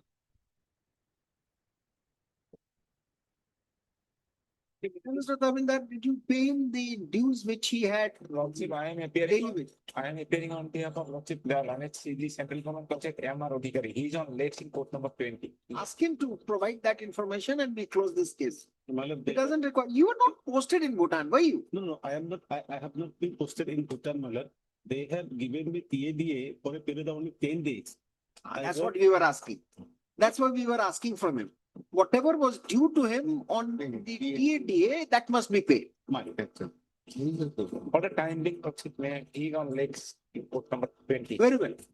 As the last case, we'll take it up, or maybe at 2, we'll take it. I will Pass on. We need to close this unnecessary allowance. Then tentative benefit should be paid to the pay. Let him come. He must have sought instruction. Item 34. In that case, even if it doesn't, we will dispose it of saying that whatever DA you are entitled for, that should be paid to you within a period of 8 weeks. Come at 2. Miss with your lordship.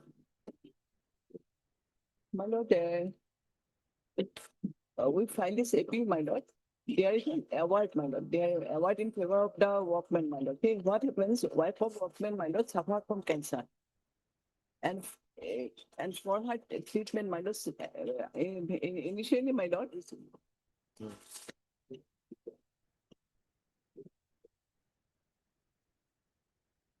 Mr. Dega, My lord, what is the matter?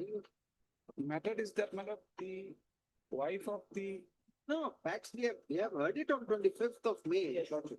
We have passed an order. Basically, what is it, my lord? It is a case of reimbursement of medical 2 lakhs. 2 lakhs. Number 2 lakhs is not the issue, my lord. Issue is, my lord, that I am a private employer. The act and the rules prescribe that certain medical facilities are to be maintained by me. And if I fail to maintain them, my lord, the authorities, the government will enforce that and recover the amount. Now, it is nobody's case, my lord, that the facilities were not there. No, but the award of the tribunal, could it have been interfered with on the sole ground that it will, I mean, without prior sanction, No, my lord, that is not the case, my lord. Lordship will kindly come to page 52, my lord. The findings start from page 51. Vito? Okay, what did you say? Page Page 51, my lord. The findings on merits.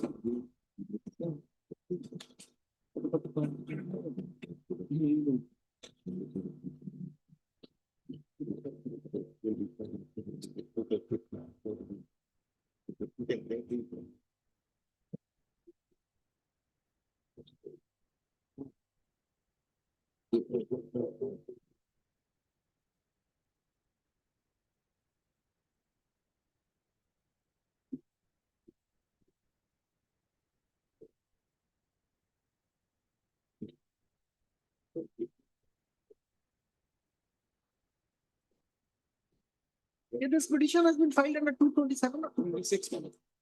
That issue, of course, is pending, my lord, I'm told. Whether writ appeal is maintainable.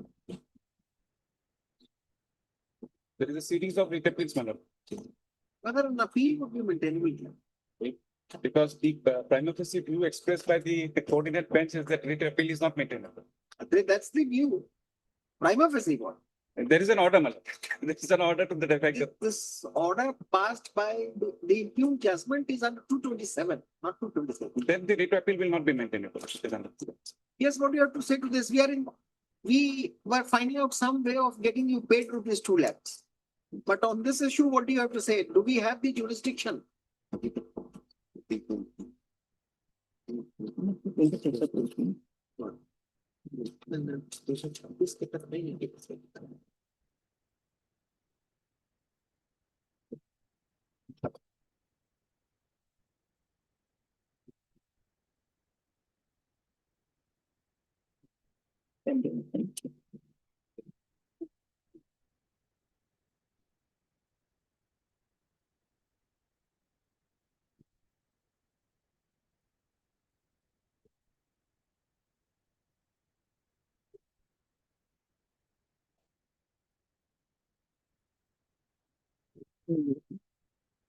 Well, this will not be treated as precedent, Mr. Deka. Take instructions, otherwise we can apply the same logic there.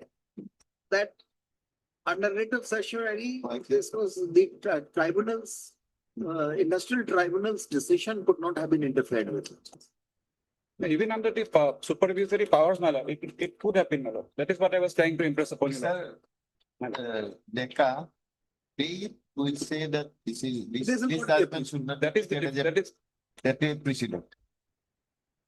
Otherwise, you have many ways to get that. that, the issue is No, that. Mr. Deka, take instructions. Take instructions. I'll take Please, instructions. your employee, the wife survives. Chief, it's all right. Subheads, my lord. And my lord, here, my lord, if your lordship permits me, I will take your lordship to. No, not today, we are just giving a, Let us This see. is that Sarsi saves you, Subhead. Mr. Decca. And one thing, Your anxiety is that this should not be a. not only that, there is a concession in our written statement. I must also be fair to your lordship, that we were ready to reimburse till the GMC. Because what has happened, my lord, he on his own has taken the wife to a private Also, hospital. on the verbal assurance, of course, verbal assurance of garden manager. Yes. But it is in the written But statement. where will you go, urgency? You find out whether you can pay or not. Then we'll see what we can. While go to redetermine those facts based on which award was passed. Why the learned single just. No, learned single just interfered on the ground that the finding was that the hospital did not have facilities for cancer. That is what I was trying to point out. Yes. So what that facts. So correct. So in that case, if the hospital is not here, compulsorily the person has to go. The issue is that section 10 requires me to prescribe certain. Mr. Deka, you will argue it on the next day when All you right. say that your garden manager, your tea company says that no, we will not. As prayed for on behalf of the party, let this matter come up to situation also. We are keeping it now that she has recovered, but these are certain things. Look at the amount now. The amount was. That's why I Eight say, matters. amount is not a very big Amount amount is not. for you. Your only concern is the law. Yes. So we'll say it will not be a president pay hike. And next time you be careful that intimate the person that we are not going to cover these expenses. We will only be covering the expenses which are the medical expenses in Assam, in the state of Assam, or in Gauhati, whatever. You frame your rules also. Otherwise, it is very difficult. The lady had to go to Bombay for. They don't have even this treatment facility, that chemical chemotherapy. In 2008, maybe she was not there in Vivurua. Huh? In 2000, incident is of 2008. So that time Vivurua might have had. We do not know. And therefore, compulsion is that you must take care. Why should single judge interfere with this? We'll go on that. Lordship, if my client does not agree, I'll make my submissions. Surely, what authority you have to concede on behalf of your client? You ask that this is the view of the court. The court is of the view that the I'll get back to you. learned single judge wrongly interfered in the matter. I'll get back to you. We'll dub it as bad interference. And then we will direct. We'll say we'll only restore the order of the industrial tribunal. I'll get back to you. August 8, September. August.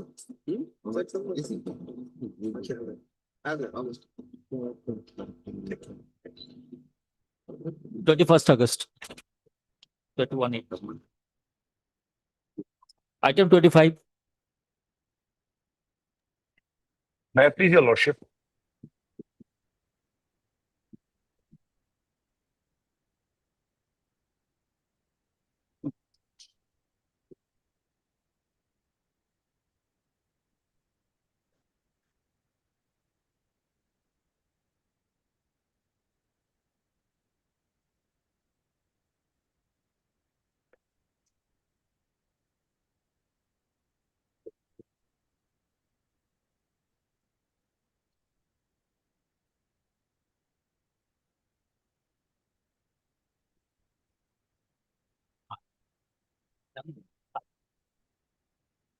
Yes. May I please, your lordship? Well, this is a writ appeal that has been preferred against the judgment of the learned single judge, 16/5/2025. My lord, the main crux of the matter, which I will just put it in a brief, we were 219 candidates who have been deputed by the BTC. That data was been of 20th March 2023. My lord will kindly come to page number 220 of the paper book. 220. You're addressing us in WA number 209. Yes. Yes, my lord.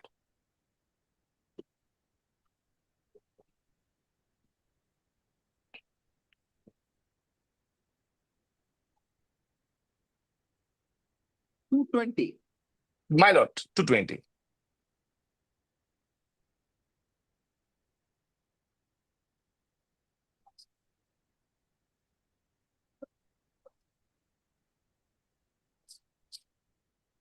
Yes. Yes. Your Lordship will find this is a letter addressed by the BTC to the Principal Secretary to the Government of Assam.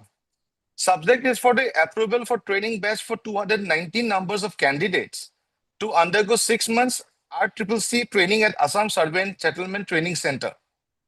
Sir, with reference to the subjects added above, I am directed to say that the BTC authority has selected and proposed to depute a batch of 219 numbers of candidates proposed for 6 months recorder certificate class course training for the year 2021 to 2022.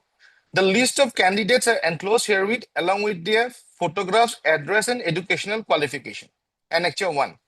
Therefore, you are requested kindly to arrange a training batch for 219 numbers of candidates proposed by BTC at Assam Survey and Settlement Training Center, Rajanagar, Dakhingaon, Gauhati. Now, this letter triggers everything, my lord. So what happened when we went for joining, the authorities at the school, they refused because they said that another 150. Yeah, 1 second, 1 second. Okay. Yes, please. When we went to join, then they're saying that no, another 150 candidates has been selected by the BTC. You are not going to take you people. So we filed a writ petition. The stand taken by the government of Assam Revenue Department, your lordship will kindly come to the affidavit in opposition filed by the state respondent, page 274. Page 274.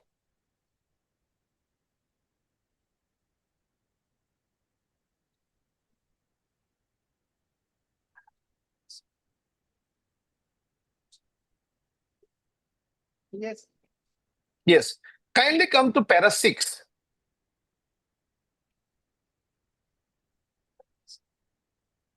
The state respondents duly acknowledges that this letter was being issued by the BTC and a series of comments. 122. That with regard to stricken medical paragraph.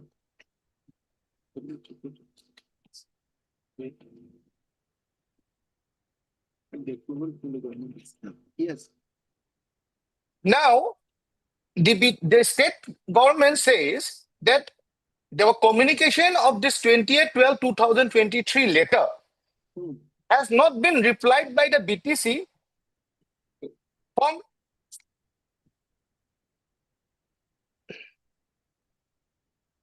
which my lord will find at page 282 of the paper book. BTC has not replied to the letter asking for the clarification that 219 candidates have been deputed by you. What is your stand? Because another 150 are going, which you have again sent to us. Now,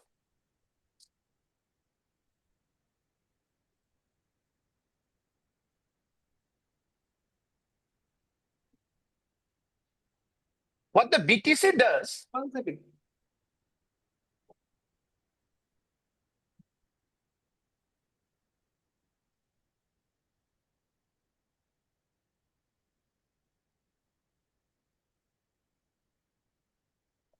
So what happened finally? finally what happened? The BTC in their affidavit in opposition, which your lordship will find at page 292, BTC takes the stand that there is no such existence of this letter. That is their stand. What the Honorable Learned 1 second.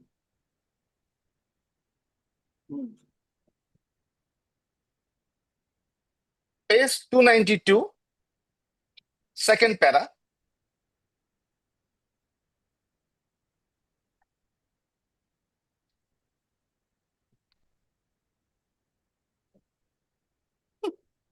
Yes, then? Yes. Now, I pause your lordship for a moment, and I will take my lord's attention to the judgment of the Honorable Supreme Court in Bharat Singh's case, where the issue was that in a normal pleadings, 1 second, let us see. in a civil suit. 1 second, Mr. Borgoy. We are looking at the affidavit of BTC. It's surprising, but then we are looking at paragraph 6. You can also come to that. My lord. That with regard to the statement in paragraph 9, the deponent begs to state that the Director of Land Records and Survey BTC sent a list of 159.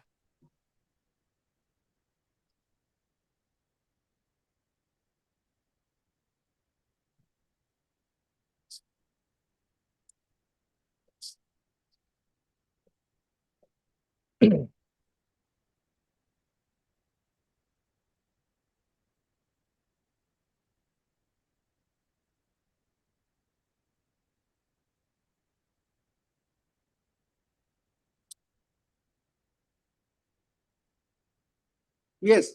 Now we Yes. just like My lord, 1988 for SCC 534. I have already placed the book list to the court master.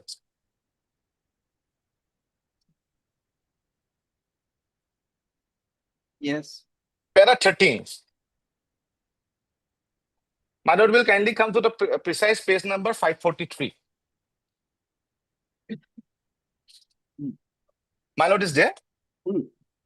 In our opinion, when a point which is ostensibly a point of law is required to be substantiated by facts, the party raising the point, if he is a writ petitioner, must plead and prove such fact by evidence which must appear from the writ petition.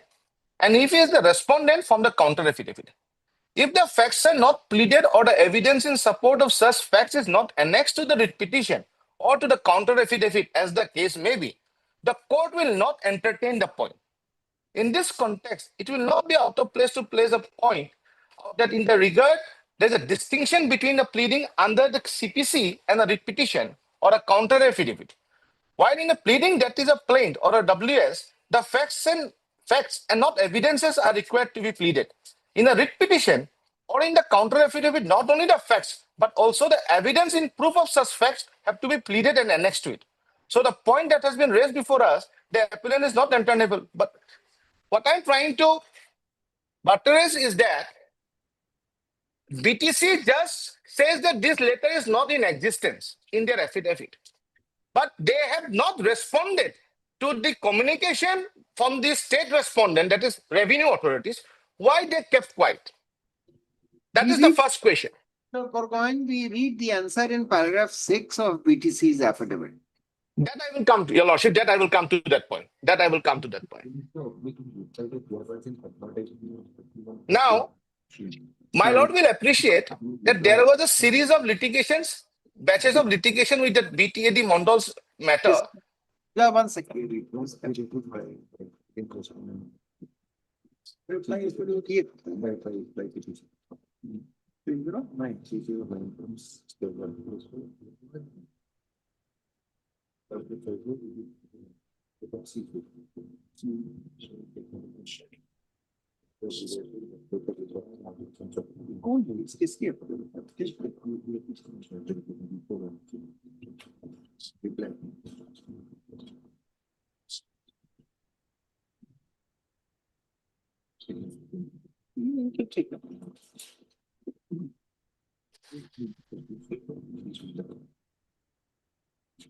Yes. Yes. Now, what the learned single judge did was that in para 7 of the impugned judgment, that Your Lordship will find at page 140. 140. A finding was recorded. Mr. R. Bora, para 7. Para 7, page 140. Yes. The R.B. Bora J. Henry Land Standing Council for the BTC and Revenue Department have submitted that the Secretary of Land and Revenue Department BT is not the competent authority to select any candidates to undergo 6-month RCC training program at the Assam Survey and Settlement Training Center. The competent authority director, Land Records BTC. The rules governing the field is Assam Survey and Settlement Training Center Rules 1991, and Chapter 3 of the said rules deals with the procedure for selection of candidates. The selection of petitioners by letter dated 28/3/2000 has no sensitivity in law. BTC authority has no knowledge about the said selection and letter issued by this deed and secretary. Now, upon inquiry about the memo number so and so, there was no letter issued bearing so and so from the office of the secretary on Revenue BTC. Since the letter dated so and so is doubtful in nature, therefore, question of permitting the present petitioner to join the RCC training at the Assam Settlement Training Center. That's all right. How were you selected? You My lord. applied and you were recommended. 150 My lord, people. in BTS, Just a minute. 150 people, the second list. For that, an advertisement was issued. They applied, they were selected and they were recommended. They are undergoing training or lord. they must have completed their training. Now, Yes, my lord. your selection was by which process? The government would not have My said lord, the first to walk in the room is selected, and therefore 219 persons.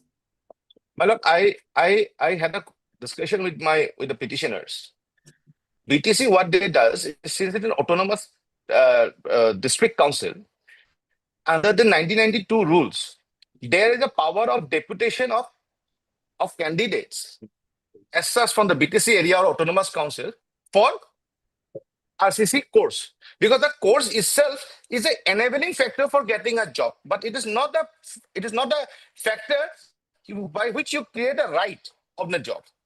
My question was very simple, that this letter which has been issued by the BTC, where we have been proposed name. No. Now tell me one thing. Now that you have not undergone that training, and with the rules having been changed, that you have first to be appointed as a lot mandal and then you are sponsored by the government for taking that 6 months training. So it is going to give you no benefit otherwise.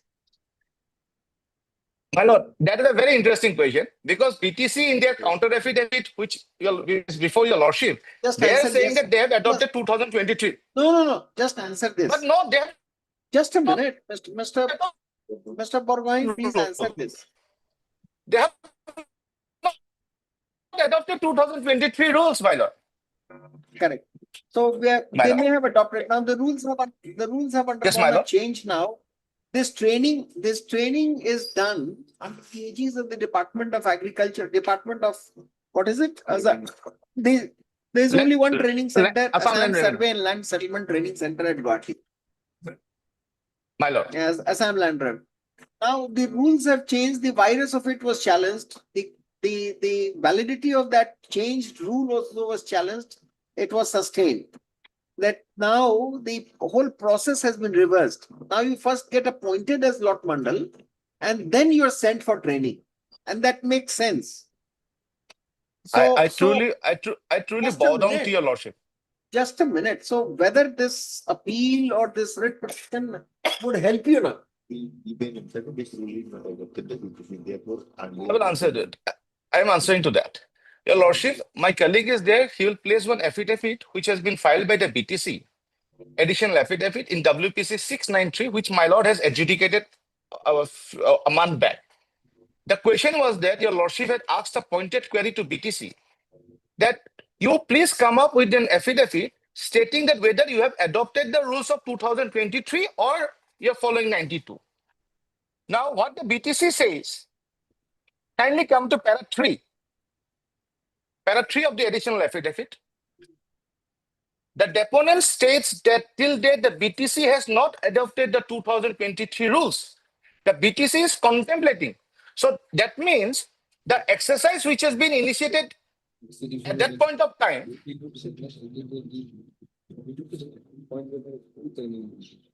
Section 6 of the GC Act will come in my aid, and 28 of the new rules. Look at it from a different angle. Now BTC is contemplating of making their own rules. They will not adopt 2023 rules. At least they are not certain about it. Now, do they have a training institute? BTC does not have the training institute, my lord. Therefore, if they don't have, then they depend on Assam Institute, the Revenue and Land Settlement. Just a minute. And Land Revenue Settlement Training Center at Assam is not going to entertain any person for training who has not been selected as a lot mandal. Finished. So let BTC not accept the rules of 2023. The Assam government accepts it. And Assam government, the training center would be maintained by them. Where do you stand today? I put it in a different way, my lord. I put it in a different subject to my lord's acceptance. Correct. My lord will accept one thing, that 219 candidates. What is our fault? BTC has recommended Assam governments entertain with a series of communications. BTC says in the before the learned single judge that we have adopted 223 rules. In another writ petition says that no, we have not adopted Assam 23 rules.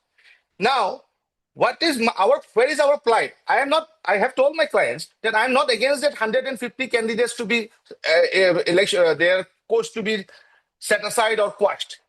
My humble prayer is that let the government of Assam accommodate us. That okay, you 219 is there, you also go in for training because if your lordship will see 2023 rules, there is a saving clause that yes, whatever it has been done in the earlier rules, that will be going on because that is what the section 6 of the GC Act will come in my aid. That I argument am is, saying that argument is meaningless for the reason that you have not been inducted in the course. At the threshold, you are stopped immediately. And if your sponsor says that no, we don't know, and the state of Assam says that we will only take sponsors from the BTC, then where do you stand? well, that's the problem which I am facing is that Assam government has not disputed the 220 candidate list. No, Kindly see the affidavit. Now, let it not dispute. Difficulty is this. Now, we will go by the, of course, it shows the way in which BTC is working. My lord. It shows the way in which BTC is working, but we are not called upon to decide and comment upon the functioning of BTC. Now, question is that BTC, your sponsoring authority says that we have no idea. I don't know by which process these 219 persons were recommended. We don't subscribe to this. Please look after these 150 persons. So far, so good. And Assam government accepts it. Now, what to do in case of two different, can we ask the state government, the state of Assam or the training center to accommodate you because at one point of time, by whichever logic, your name was recommended. Today, your sponsor says that we don't know about this letter. What do we do? BTC, but in that case, my Bharat Singh comes into my rescue because the BTC has to say that this letter has not been issued because of the so reasons. They are making just a vague statement. Because Assam government, because my question is very simple, Your Lordship. It's a question of principle. Your question does not merit an answer. The first thing is that the 150 candidates were sponsored by BTC. That was through a process, an advertisement selection process. There is no process on record so far as you are concerned. Merely a communication, which communication is doubted by the BTC. If your sponsor is doubting you, we don't think we have any reason to interfere. In that case, Your Lordship will appreciate one question, one aspect. After that, I leave it to you, my lords. If in the affidavit filed by the state respondents, they have referred to this communication and asked clarification from BTC for numerous occasions. What restrained them from not replying? What happened? Come up again. I didn't hear you. BTC, the government of Assam Revenue Department, acting on this letter 28 March 2023, asked numerous times of communications for clarification. BTC has not yet replied till date. Then, how come they come up with the counter affidavit and say that no, we don't know them? How can you disown us? Today, how can they disown? They have not adopted you ever. No, Your Lordship will appreciate. This is I don't want to say much more, but it demonstrates how the council operates. They have no space left. They have no seats left. We are not even going to ask them unless your sponsor supports your claim. You have no case. Now you may have a case against BTC. That how did it say? The BTC says that this was a process about which we are not aware. So do we set aside the government which had done it? Do we say that, do we declare that their functioning is bad? That is not our job here. As on date, you are not the sponsored candidate. That's the end of it. The appeal stands dismissed. Obliged, Lordship. Deeply obliged. Obliged. My lord, I would like to. Item 23. I'm sorry, my lord, I was not here on the matter of this call. In this matter, my lord, on the last occasion, my lord, I placed the instructions, my lord. So whatever allowances was due to him, that has been paid. My lord, he had raised claims regarding for a period from 15th of July to 24th of July 2018, madam, that hasn't paid to him. 2008, sorry, madam, that hasn't paid to him. Whatever TA and DA he has asked for has been Paid to him. My lord, it is their case that since June 2007 till December 2008, I work in Bhutan. Though I was staying in Doranga, my duty was assigned in Bhutan.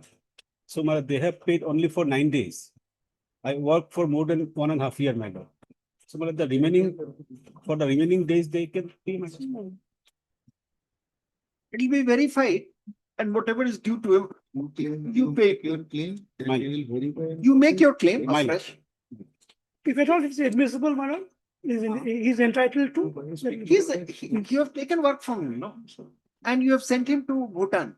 No, we have On and not off. sent him to Bhutan, madam, because he You was had not transferred him to Bhutan, Yes. but you had entrusted him with Yes. driving a vehicle to Bhutan, coming back to India. Yes, that was the duty, and for that. but So that it was for a period, definitely more than 9 days. So he would be Yes, deserving. madam, yes. The duty slip, my Full lord, time. the realty bill, my lord, pays 30 You rupees. give your details of claim to them, they Right. will verify. And give us by speaking out of itinerary, give them what they may say that only 7 days, then you can have a fresh course of action. You cannot decide all this. We have heard Mr. Ayit Saikia, learned advocate for the appellant, and Mr. M.R. Adhikari, learned CGC. The appellant herein claims by way of Bhutan compensatory allowance for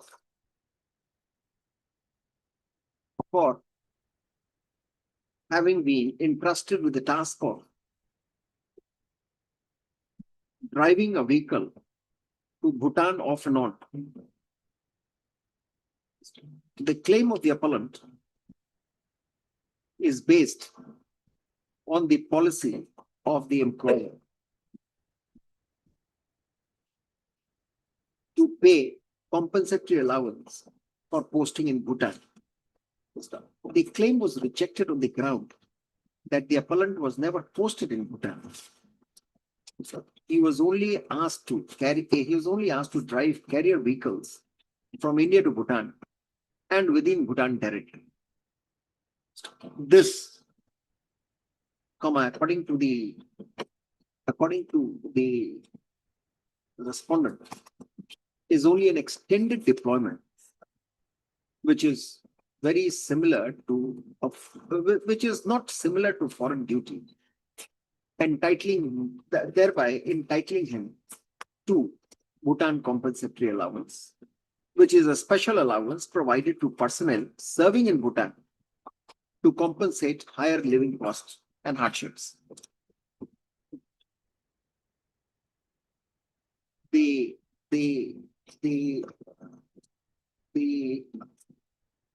impugned judgment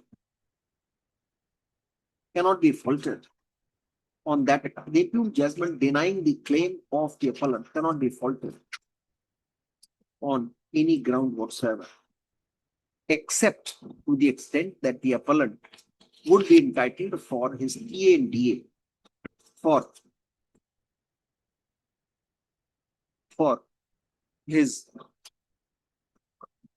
for his sojourn to Bhutan and back to India. Mr. Adhikari, on instructions, has submitted.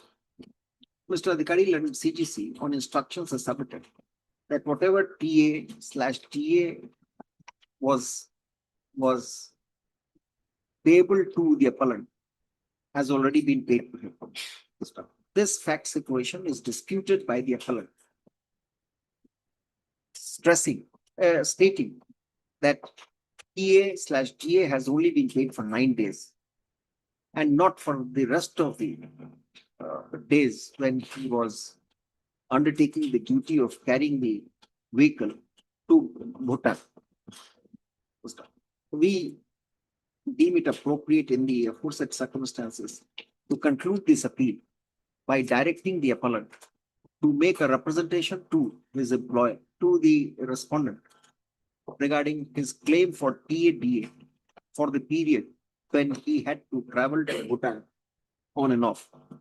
which claim shall be verified by the respondent, and if at all any entitlement is due, that shall be paid to him within a period of 8 weeks to be counted from the date of the representation made by the appellant.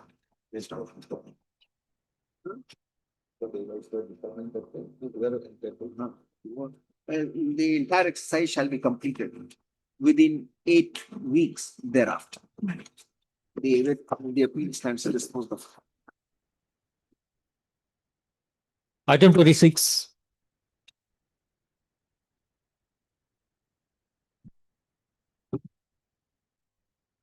Please, Your Lordship. Yes. This case by order dated 27/3/2026, notice was issued to the respondents and official respondents were directed to file their response. But till today, they have not filed. We have received the notice. Have you issued notice to the private parties? Yes. Ever I am since appearing, APR. Lordship.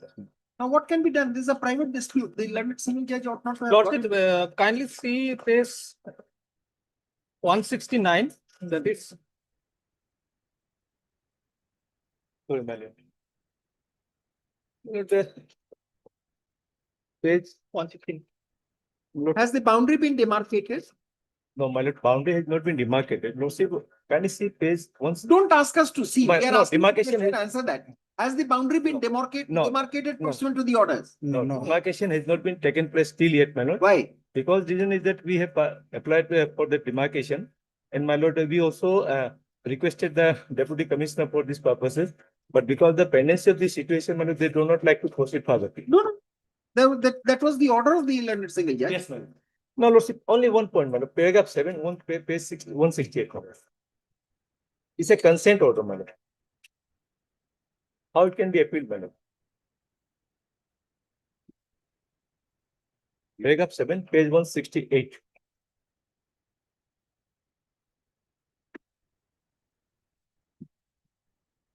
What gives you an idea that this is a consent order? My lord, having heard the submission of the learned counsel for the both parties, I have carefully gone through the pleadings of the parties and also orders passed by this court on different dates, and taking note of the submission of the learned counsel for both the parties and also as agreed upon. This court is inclined to dispose of this petition by directing the deputy commissioner Tinsukia to demarcate the boundary of the petitioner and to respond. Thereafter, to demolish the illegal construction work mentioned in the demolition notice. And so after taking due care and caution so that no harm is caused. Yes. Now, the case of the appellant is Yes. that some part of it, Yes. 20% of the structure which is to be demolished, Ma'am. that cannot be done without harming the Absolutely. construction of the other side. And he has also raised a boundary dispute. Yes, ma'am. So in that case, we may not get into the boundary dispute, but the fact of the matter remains that this 20% of the demolition would cause necessary damage to this No property. problem, madam. Barring that, everything has been done. Yes. Lordship, thing is that, my lord, we are ready to suppose the cooperate the. Why don't you demarcate immediately? We will see. Demarcation is demanded by them on because they are pursuing that demarcation necessary because they want to say that the. No. What they are asking is something different. Madam. What is the order that you have to follow? Madam, order we have to. Have they filed an application? Are you in possession of this order?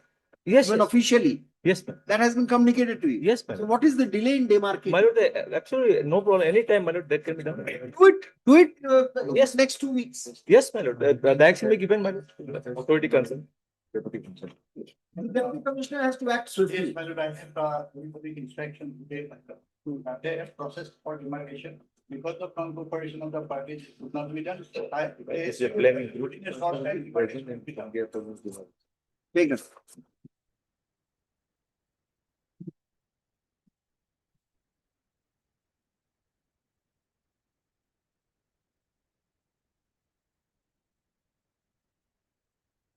Now, heard Mr. S. Islam. No.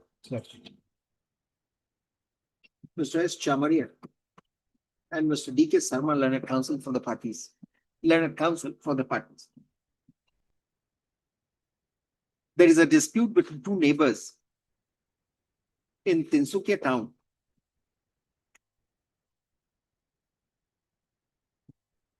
Allegedly because of some illegal construction. The appellant owns a shop, owns a plot of land over which he has constructed a commercial building,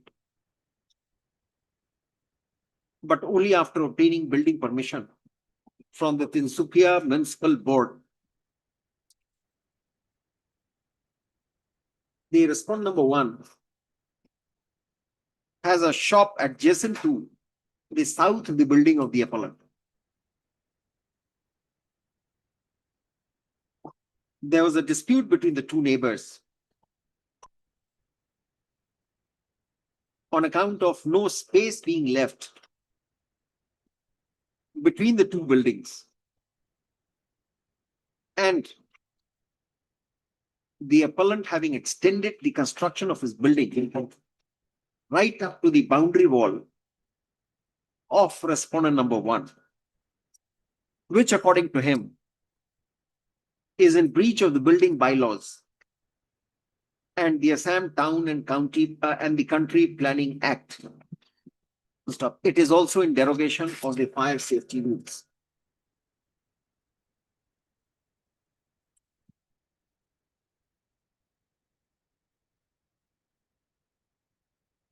Two demolition notices were issued by the municipal board.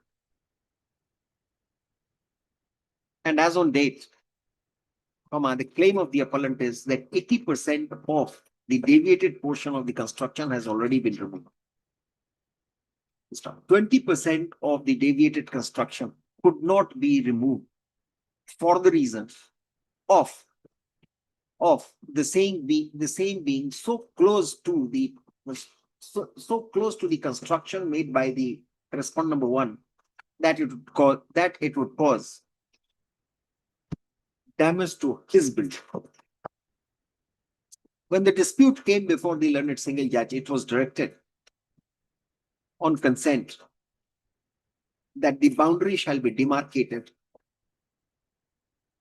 whereafter any deviation in the construction plan shall be removed by the appellant, but taking special care not to harm the property standing next to the property of the construction of respondent number 1. The consent order appears to have been appealed against on the ground that rest of the 20% deviation cannot be demolished without necessarily causing damage to the property of respondent number 1. And in that case, there would be a breach of the order passed by the learned single judge. This called for a modification of the order passed by the learned single judge and not an appeal, as the order passed by the learned single judge was a consent order. Be that as it may, today we find that up till now, demarcation has not been made. Mr. Sharma, learned counsel for response number 2 and 5, has informed this court that the process has been set afoot for demarcating the boundary between the construction made by the appellant and the respondent number 1. Let demarcation be made positively, in which process both appellant and respondent number 1 shall cooperate, and thereafter any deviation in the construction by either of the parties shall be removed. We reiterate the concern of the learned single judge that such demolition, any demolition thereafter would be only after taking precaution that no property unnecessarily is damaged. The appeal stands disposed of.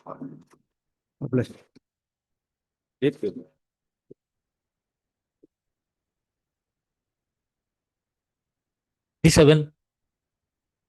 time limit is possible to, otherwise again it will delay. If lordship fix any. Within a period of 8, within a period of 6, within a period of 4 weeks. Yes, ma'am.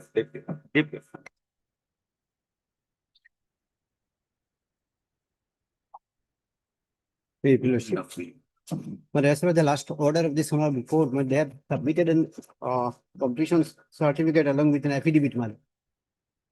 So I have the objection, bona fide objection on this. Filed an affidavit, my lord, kindly have, filed on 6/6/2026. Last 2 pages, my lord, may kindly have. In the morning, it was called for, my lord. It was called. Have you received it? Yes, I have received. What is it? 121 and 122, my lord, will have. Which paragraph are you referring to? My lord, I am referring to the annexure, my lord. Hardly 10-12 days work remains, otherwise everything finished, my lord. My lord, I want to know from my learned friend, my lord, whether it is followed as per the rules 2016, my lord. This much I want to know from them. Let them complete. Page, yes, You my lord. complete it, we'll hear you sometimes in July. Yes. Okay, let this matter come up for consideration on 28th of July. Do you want to break the entire project which has been completed now by referring to 226? Correct. Published. Good. Good, because of his pointing out, you have done something. No, that's true, my lord. This is not adversarial. This is for the people, my But lord. that is against the rules, my lord. I will submit, my lord. Fine. Much obliged. Item 28.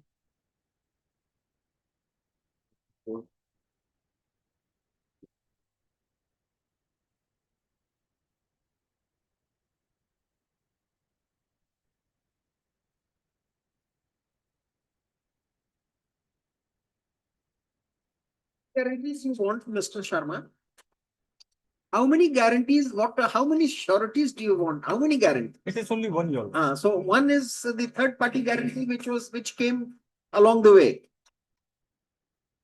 Now, why do you want to keep that NSC of the appellant, the writ petitioner? No, your lordship, we have not kept the NSC. It is only the account balance in the saving account. And besides that, your lordship. No,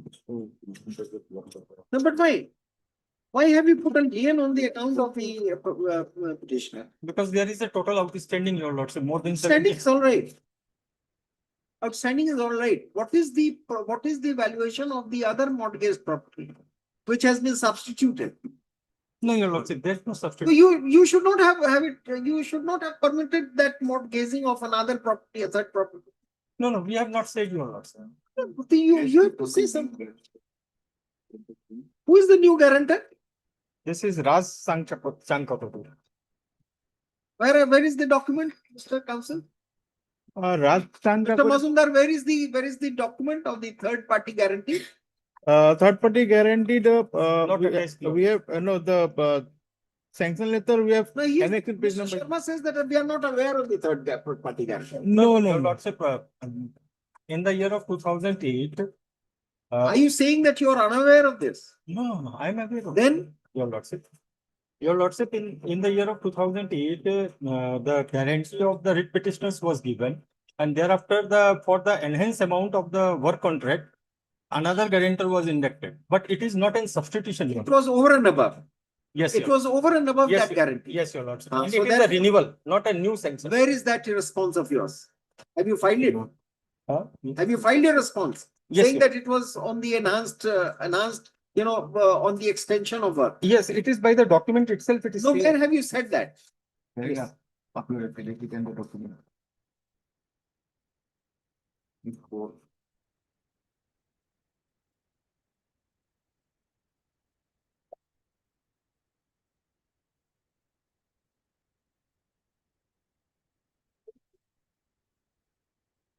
Have you filed your response? Yes, your lordship. Where exactly shows? Shows?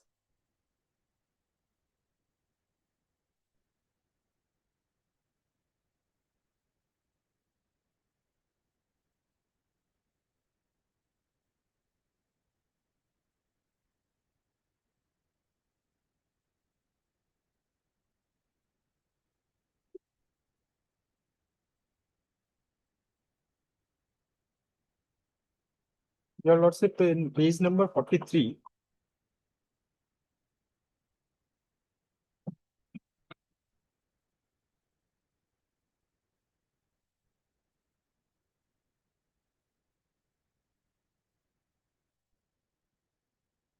The facility was revoked. We have specifically.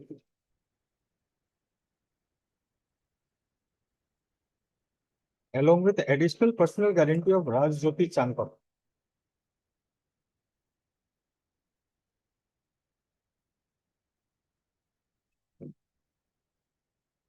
Additional personal guarantee of Yes. Mr. Raj Jyoti. It was renewed. The Not said renewed. facility was renewed with lien.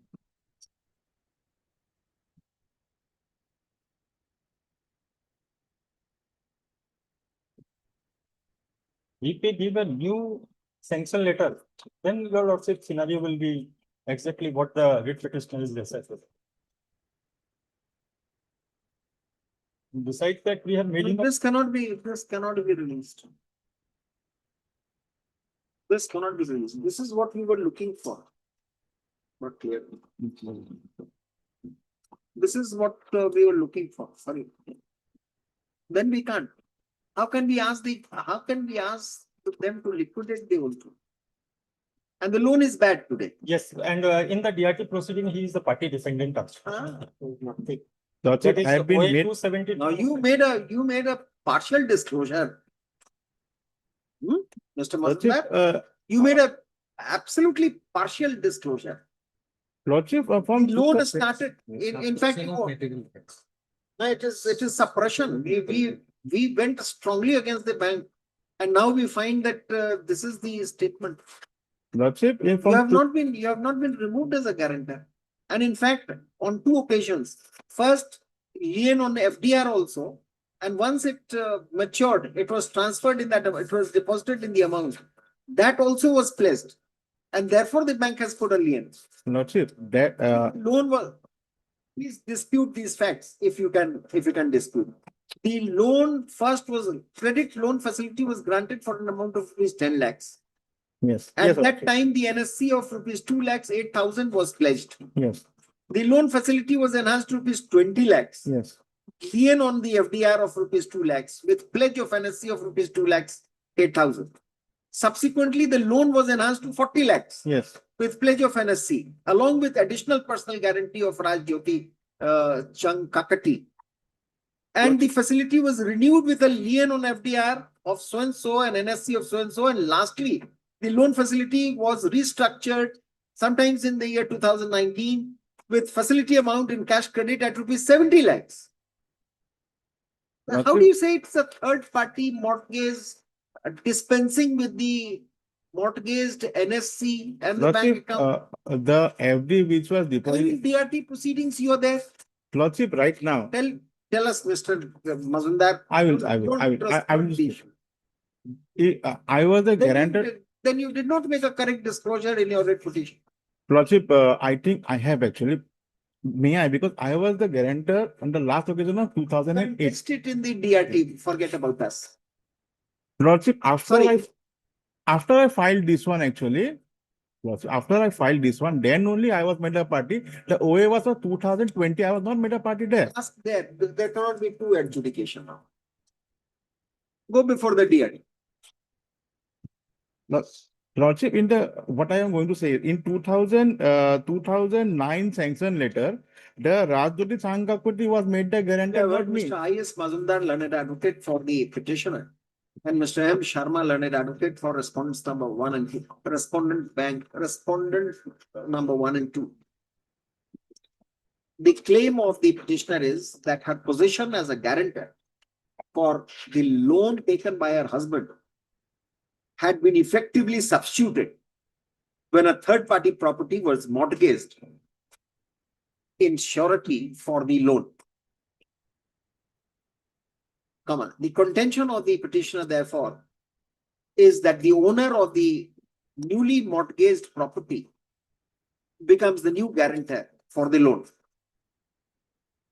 Despite this, occasion arose for the petitioner to approach this court when she was not allowed to access her savings bank account where rupees 2 lakhs is parked.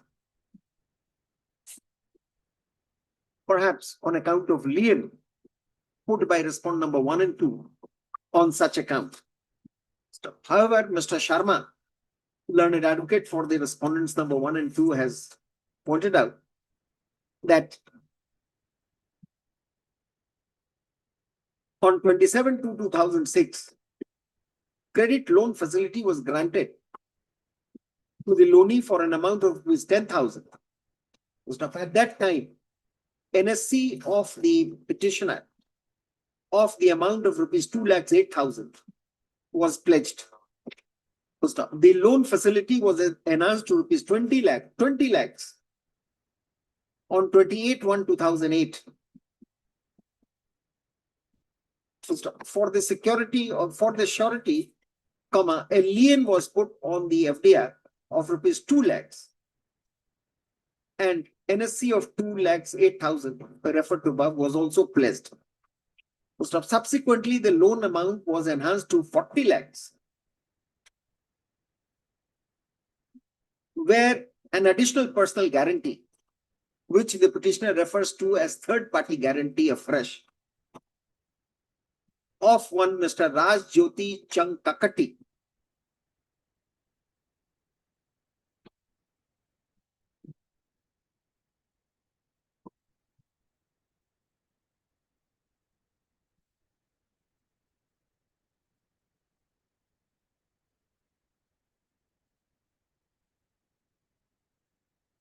by way of mortgage of his property, by way of mortgage of his house. House, tata. Was it a house? Yeah. Mortgage of his house. In the restructure of the account of the loanee, it was decided that the NSC and the FDR amounts pledged by the petitioner was also included as collateral surety. With the maturity of the NSC, the amount has been credited in the savings account of the petitioner with lien of respondent number 1 and 2 on the account. In that case, we find that the claim of the petitioner for accessing her savings bank account is not tenable. That apart, we have been informed, this court has been informed that the loan has been declared NPA and surfacing proceedings have been initiated. Original application. Huh? Original application. But first of all, the petitioner has been made a party before the DRT in the original application. Before it,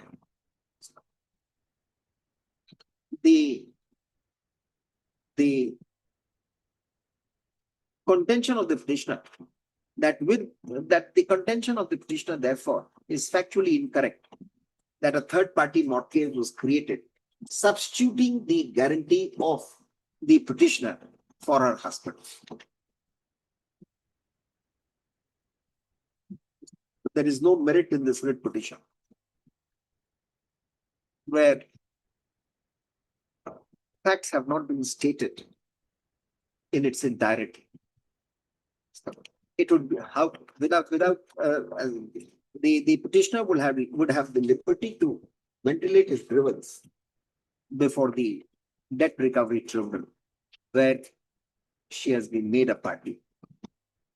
The writ petition is dismissed. We are not doing anything because your wife, and we are not commenting adversely against you. The facts are absolutely misleading. So, Lordship, may I just sorry, don't precipitate further. You have to come with absolute clean hands. We are there for you. But if you make that mistake in your drafting, in your pleading, then I don't think you deserve any benefit. Because she's a lady, we have not said anything. Okay, next. Item 30.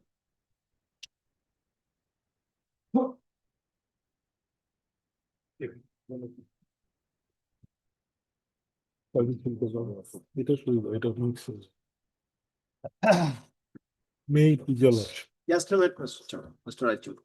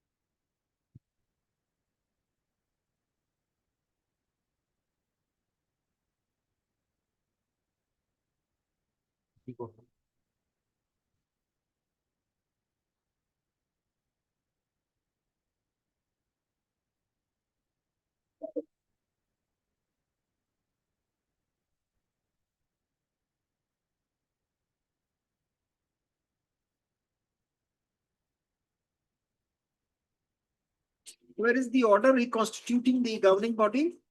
That is that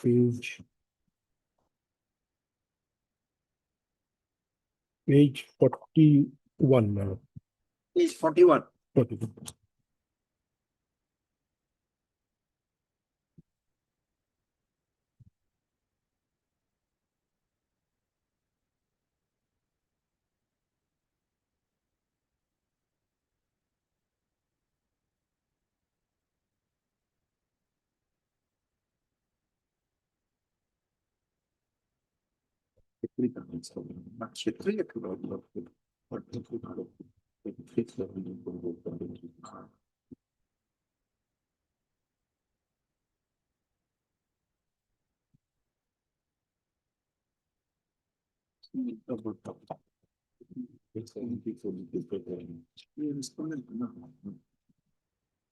That's one number.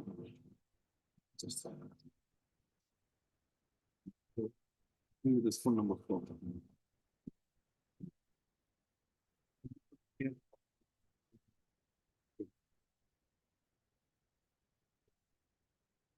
Here's the recording. 37 is my appointment.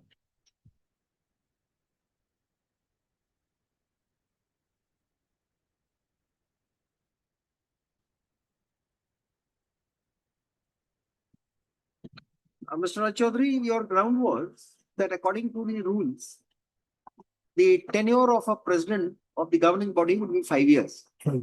Unless removed by recording special reasons. Right. We were perhaps of the view that no reason had been given. Right. But the reason is that you are holding two posts. You are holding the presidency of two colleges. That was only provided by an affidavit on the statement of a minister. Now you know that. That Only is- a statement of the minister. Minister in the affidavit they have. Is it said. factually correct or not? Yes, my lord. They have annexed in the government as affidavit. Is it factually correct or not? That My you lord, said. there's in having after I joined here, my lord, I have resigned from the earlier post. That was I have my instruction gone that I am not continuing with the two posts. Presently, you are not continuing with it. No, my lord. I'm not continuing.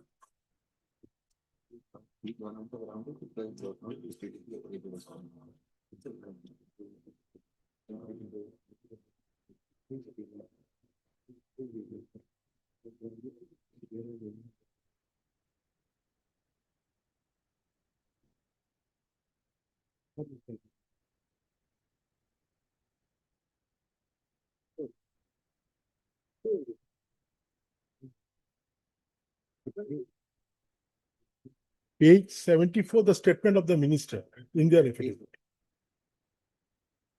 Who asked you to resign there? My lord, Who asked you to resign there? my lord. My instruction. What do we do with Mr. Datta now? My lord. A right has accrued in his favor. My lord, What he do we will do to it? let this order go, my lord, because I will be going by August. I will be over. When are you retiring? This August, my lord.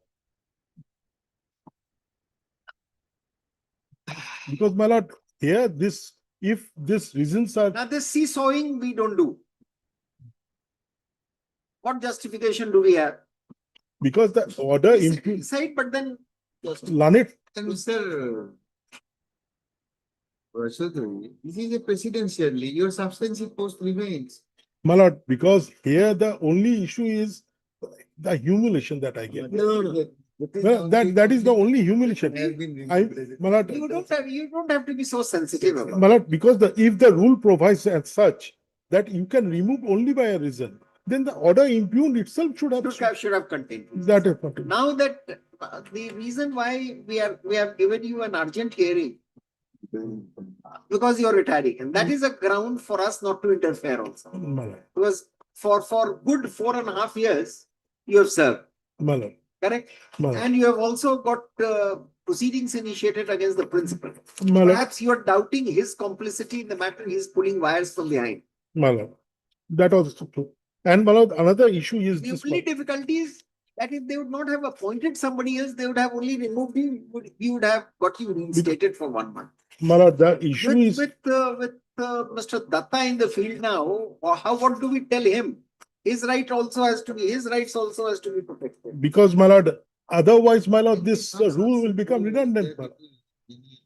My lord, this rule will have no effect.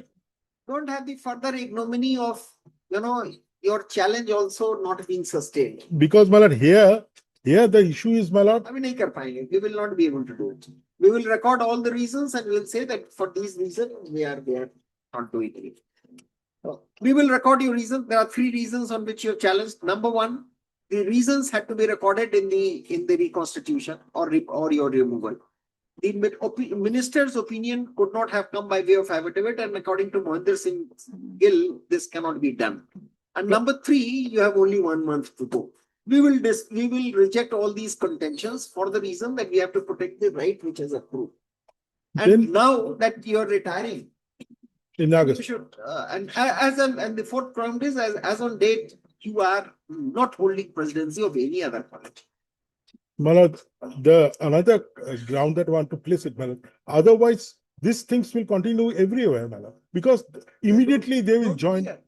Then, my lord, this Ask Mr. Talukdar not to be a crusader for the entire university. my lord, only thing is that their observation may be this. My removal may not be, my lord, kind of a. Will not be able to use will not be invoking Article 226 to upset this.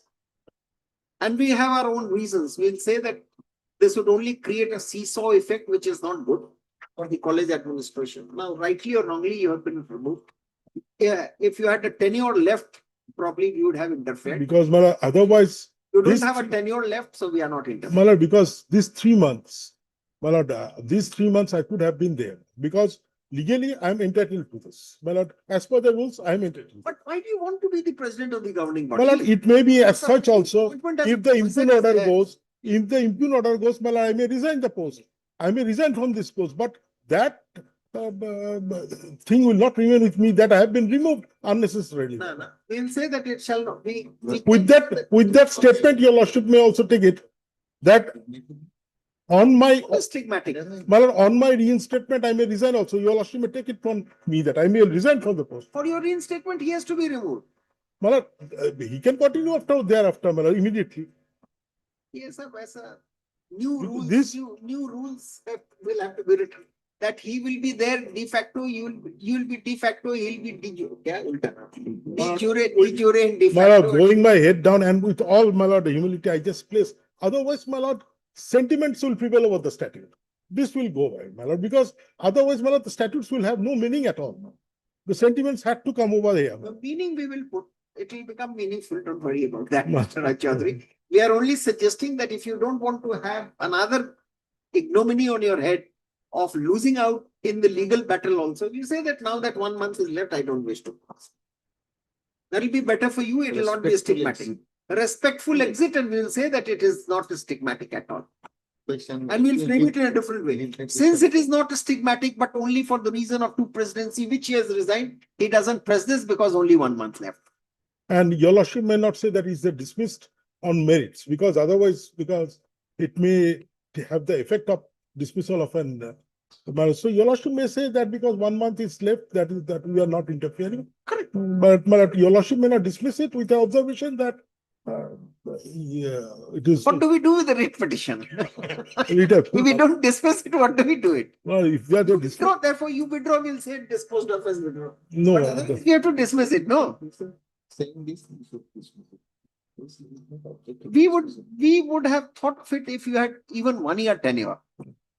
Because your lordship may look into it. No, no, from last in the writ appeal only, I have spent 6 months. Prior to that, in the writ petition, I have spent 1 year. Are we blaming you for the time? No, we are not. We are not blaming you.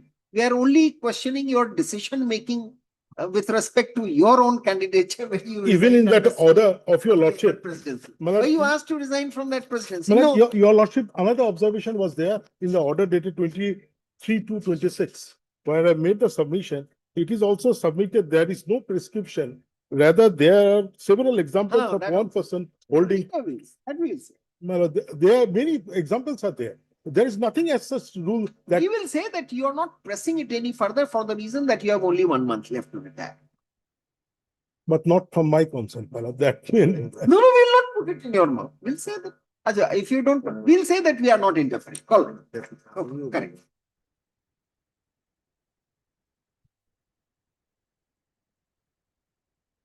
We have heard Mr. P.K. Roy Chaudhary, learned senior advocate for the appellant. P.K. Roy Chaudhary, assisted by Rakita Roy, advocate for the appellant. And Mr. S. Dattal, and senior advocate for response number 3 and 4. So the state is represented by Mr. A.R. Tabinda.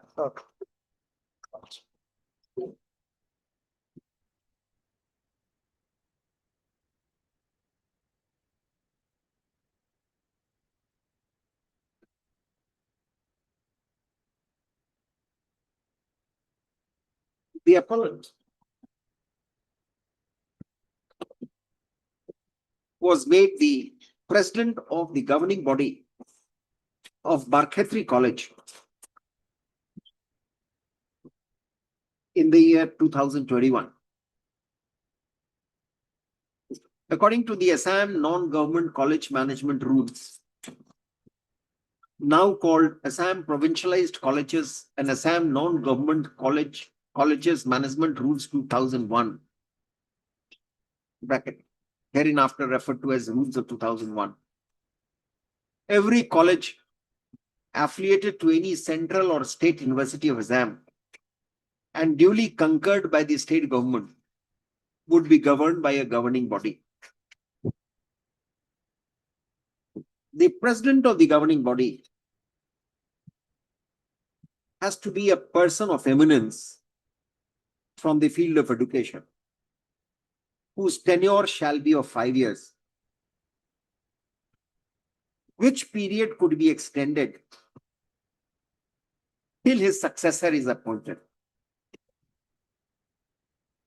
However, under the rules of 2001, it is within the powers of the Director of Higher Education to remove a person from the post of director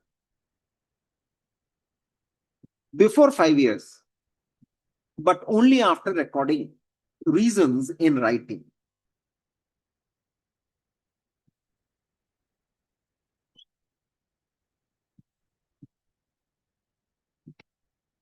According to the rules, the tenure of the governing body shall be a permanent authority.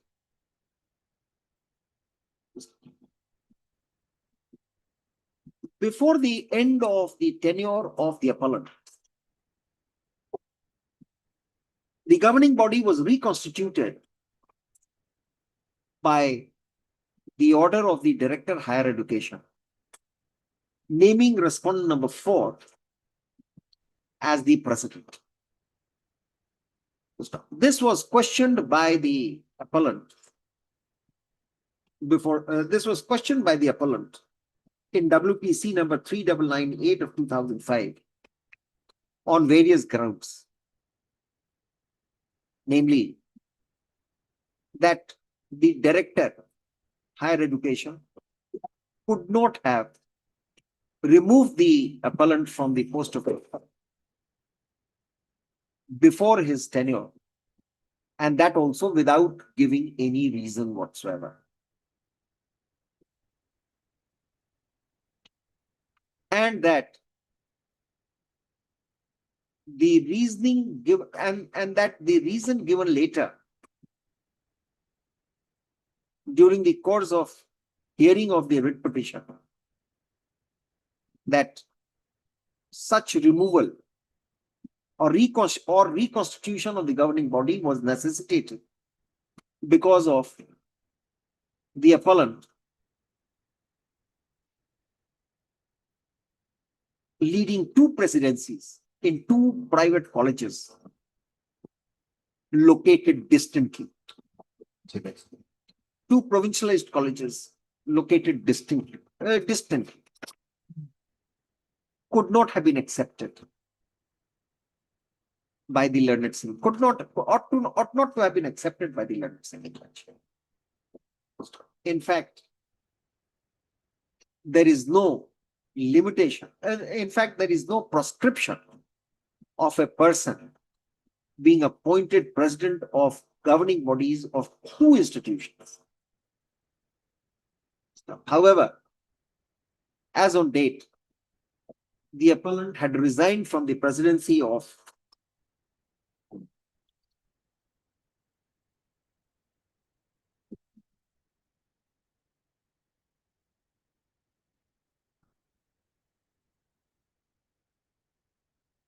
Harendra Chitra College, Borpeta.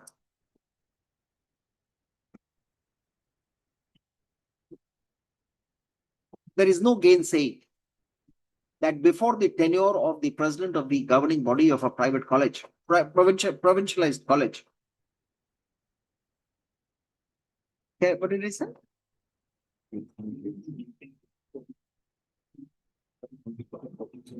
There is no gainsaying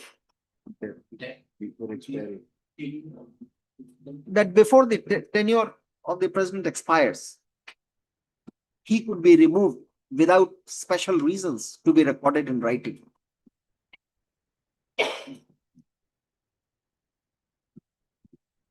But in the present case, since respondent number 4 has already been appointed as the president of the new governing body, and the appellant is to superannuate in the month of in the month of August, we do not consider it to be a fit case to interfere with the decision making and reconstitution of the governing body of the college in question for at this stage for maintaining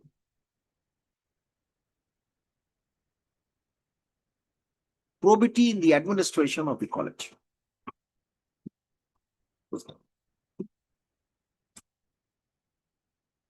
We would have interfered with the decision. We may perhaps would have interfered with the decision,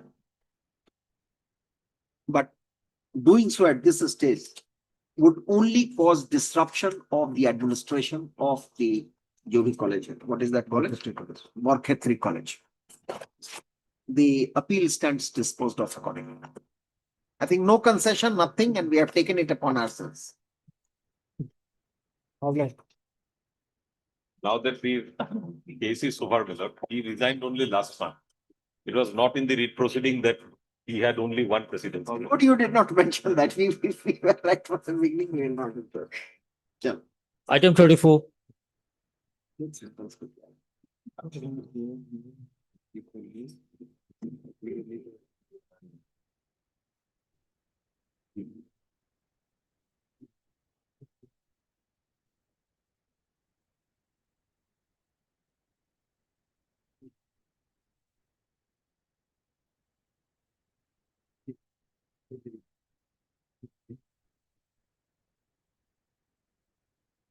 Yes.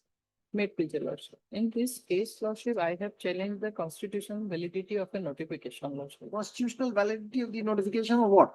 Lordship, this is not valid in the eye of law as because lordship, by this notification, BTC has granted power, appellate power to the secretary. In fact, lordship, the appeal will be provided to Assam Land Revenue under regulation 147 to the Board of Assam Land Revenue.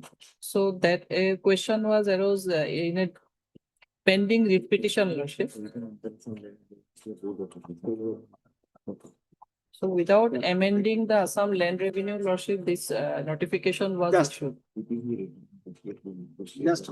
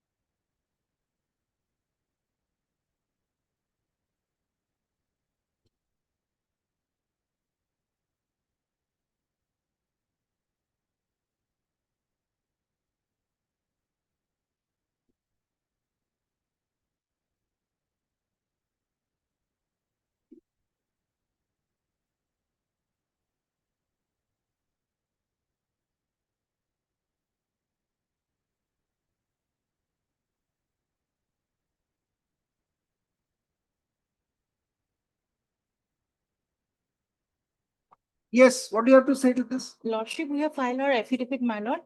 And in our affidavit, my lord, we have stated that the VC has enacted a bill, my lord. You adopted Assam Land and Revenue Regulation 1886. That is not part of your legislative powers under the sixth schedule of the Constitution because these are special powers. These are limited legislative powers. Now you have adopted the rules of Assam and you have tinkered with that. You have made another authority, which would be the appellate authority. Do you have the authority to do that? That is the question. You may have filed your affidavit, but this is a question which borders on the constitutionality of the law. You can only defend it practically by saying that this only provides for two tiers, two forums. First authority would be the Secretary BTC and the other, but whether it can be done, that is the question. That is what Ms. Chaudhary is referring to. Because there is a limited legislative power with the Territorial Council. Had it not been the case, you would have adopted your own law or you would have made your own law. You adopt Assam Land and Revenue Regulation 1886 and you don't say that this adoption is mutatis mutandis. You adopt the entire body of the regulation, correct? If you adopt the entire body of the regulation, how can you tinker with the appellate provision there? The appeal has to go before the, what is that? Board of Assam Revenue. Board of Revenue. Assam Board of Revenue. Lordship, may I submit one more thing? Revenue is a transfer subject. Yes. So they have two options, either to adopt some land Assam and Land revenue Revenue or or to legislate themselves. Yes. Here they have adopted, but by notification, they change the appellate authority. Yes, Lordship. In the pending writ petition, they have So stated. you'll have to give reasons. Because if it is a transferred subject also, you adopt, but where is that adoption letter? I'll take instructions, my lord. So you should have taken time, no, instead of just saying that you have filed your affidavit. Lordship, in this. No, we don't say that you are not, you'll not be able to defend. But then you have to be prepared on that account. We thought you're ready. Who leads you in this matter? Lordship, I didn't thought of that aspect, my lord. You did not examine that aspect of it. Correct. Revenue is a transferred subject. Are you aware of that? Yes, madam. Huh? So in that case, this rule could have been made by the law could have been made by the council. Huh? I'll come up with instructions, madam. Some time may be given. Also, I'm led by this. With this modification. Already in the affidavit in opposition, they have stated. You have some grounds in your favor. There are some decisions which say like that this adoption is, unless you say that this notification they have done it, but no necessary notification they can do.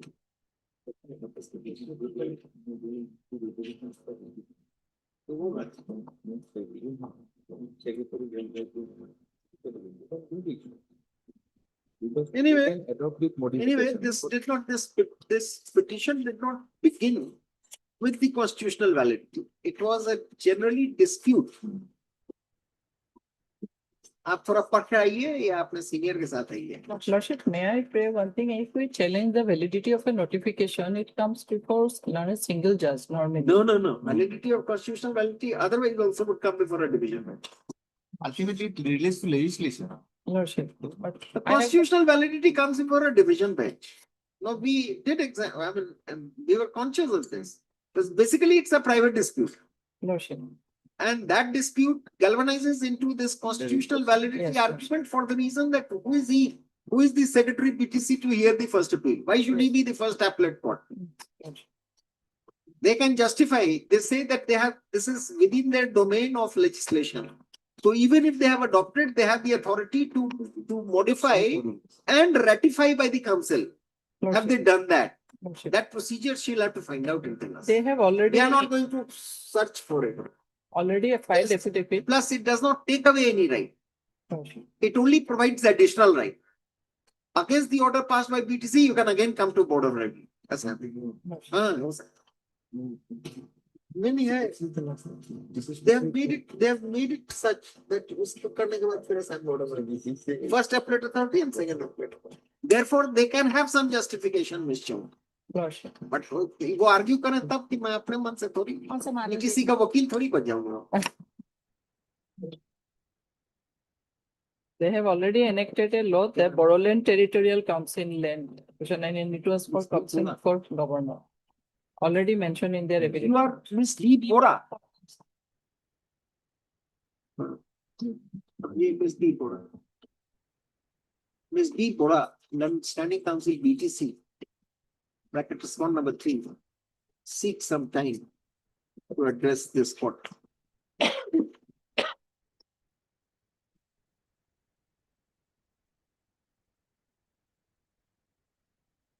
But this writ petition initially was with respect to a dispute between the petitioners and private respondents.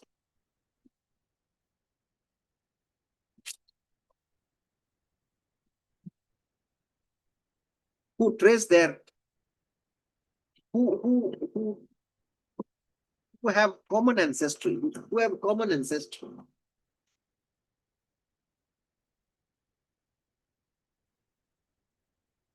The contentious issue was the entry of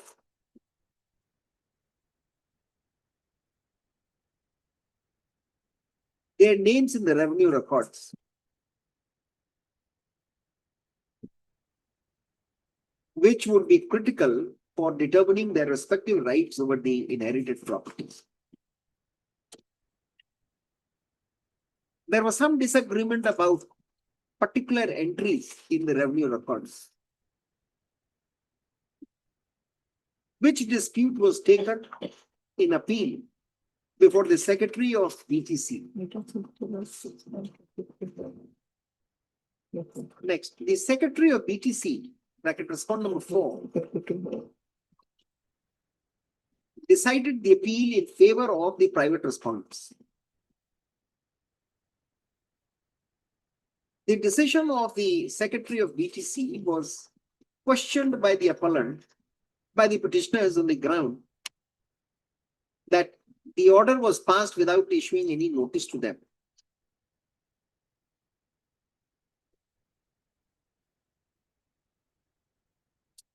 And also questioning the jurisdiction of the Secretary of BTC to hear such appeals in the first instance.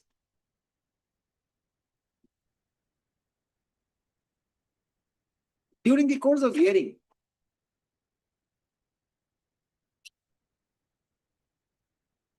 a notification by the BTC dated 30th of December 2016 was produced, which actually notified the Secretary of BTC as the first appellate authority in such matters.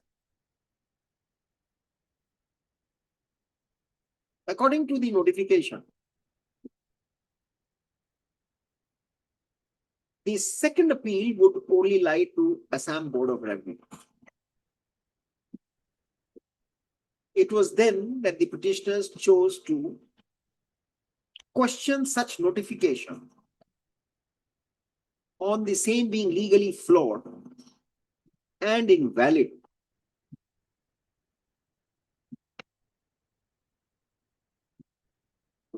The notification, according to the petitioners, is ultra-virus and inconsistent with the provisions of the Constitution of India and the Assam Land and Revenue Regulation 1886, which was adopted by the BTC, but without any modification in the same.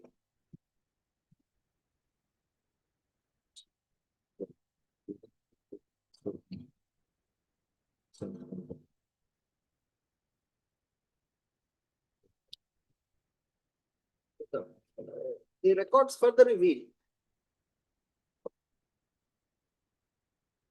that a legislative route also has been taken now to further confirm the position of the Secretary BTC as the first appellate authority.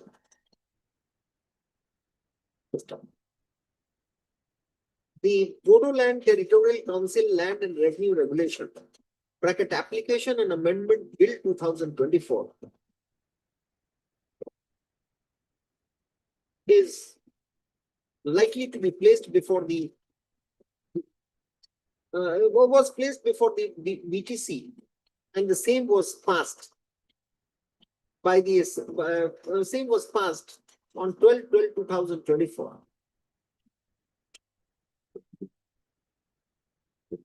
The bill is now pending before the Governor of Assam for his assent. In that case, the challenge would fail. Let this matter come up for consideration as requested by Ms. Boda on after 2 weeks Any date. or August. August. In the meantime, there will be assent. They will have to withdraw them. Then perhaps they will file a second appeal before the Assam Board of Revenue. If sometimes in late August. 26 August. 26 of the holiday. 26 August. Yeah. What is it? 26th August is a holiday. How do you say? No. Well, it's not a holiday. If it is a holiday, it will come on the other day. Yes. You be prepared on that day. Now, if nothing is left, then Ms. Chaudhary will have to file a second appeal before the Board of Revenue. No. Or you can withdraw. Lordship. My, At that time, you will withdraw. Lordship. All right. My earlier writ petition is also pending, Lordship. Of late. Correct. Daily list for hearing item 31 and 32.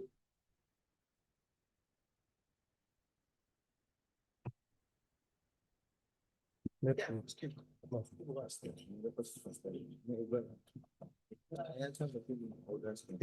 also, I have prepared one small note, Lordship, that regarding dates and list of witnesses, Lordship. Can you please this to before Lordship? Lordship, here, before my management start, my lord, just now I have got a call from senior Jet Command member due to some personal difficulty, he could not attend the court today. He has just informed me. As jointly prayed for, let the appeal number 86, criminal appeal number 86 of 2022 and the death reference number 1 of 2022 be listed for hearing on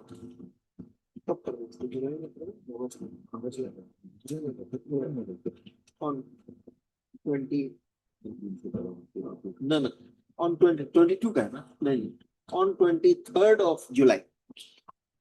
23rd of July. Yeah.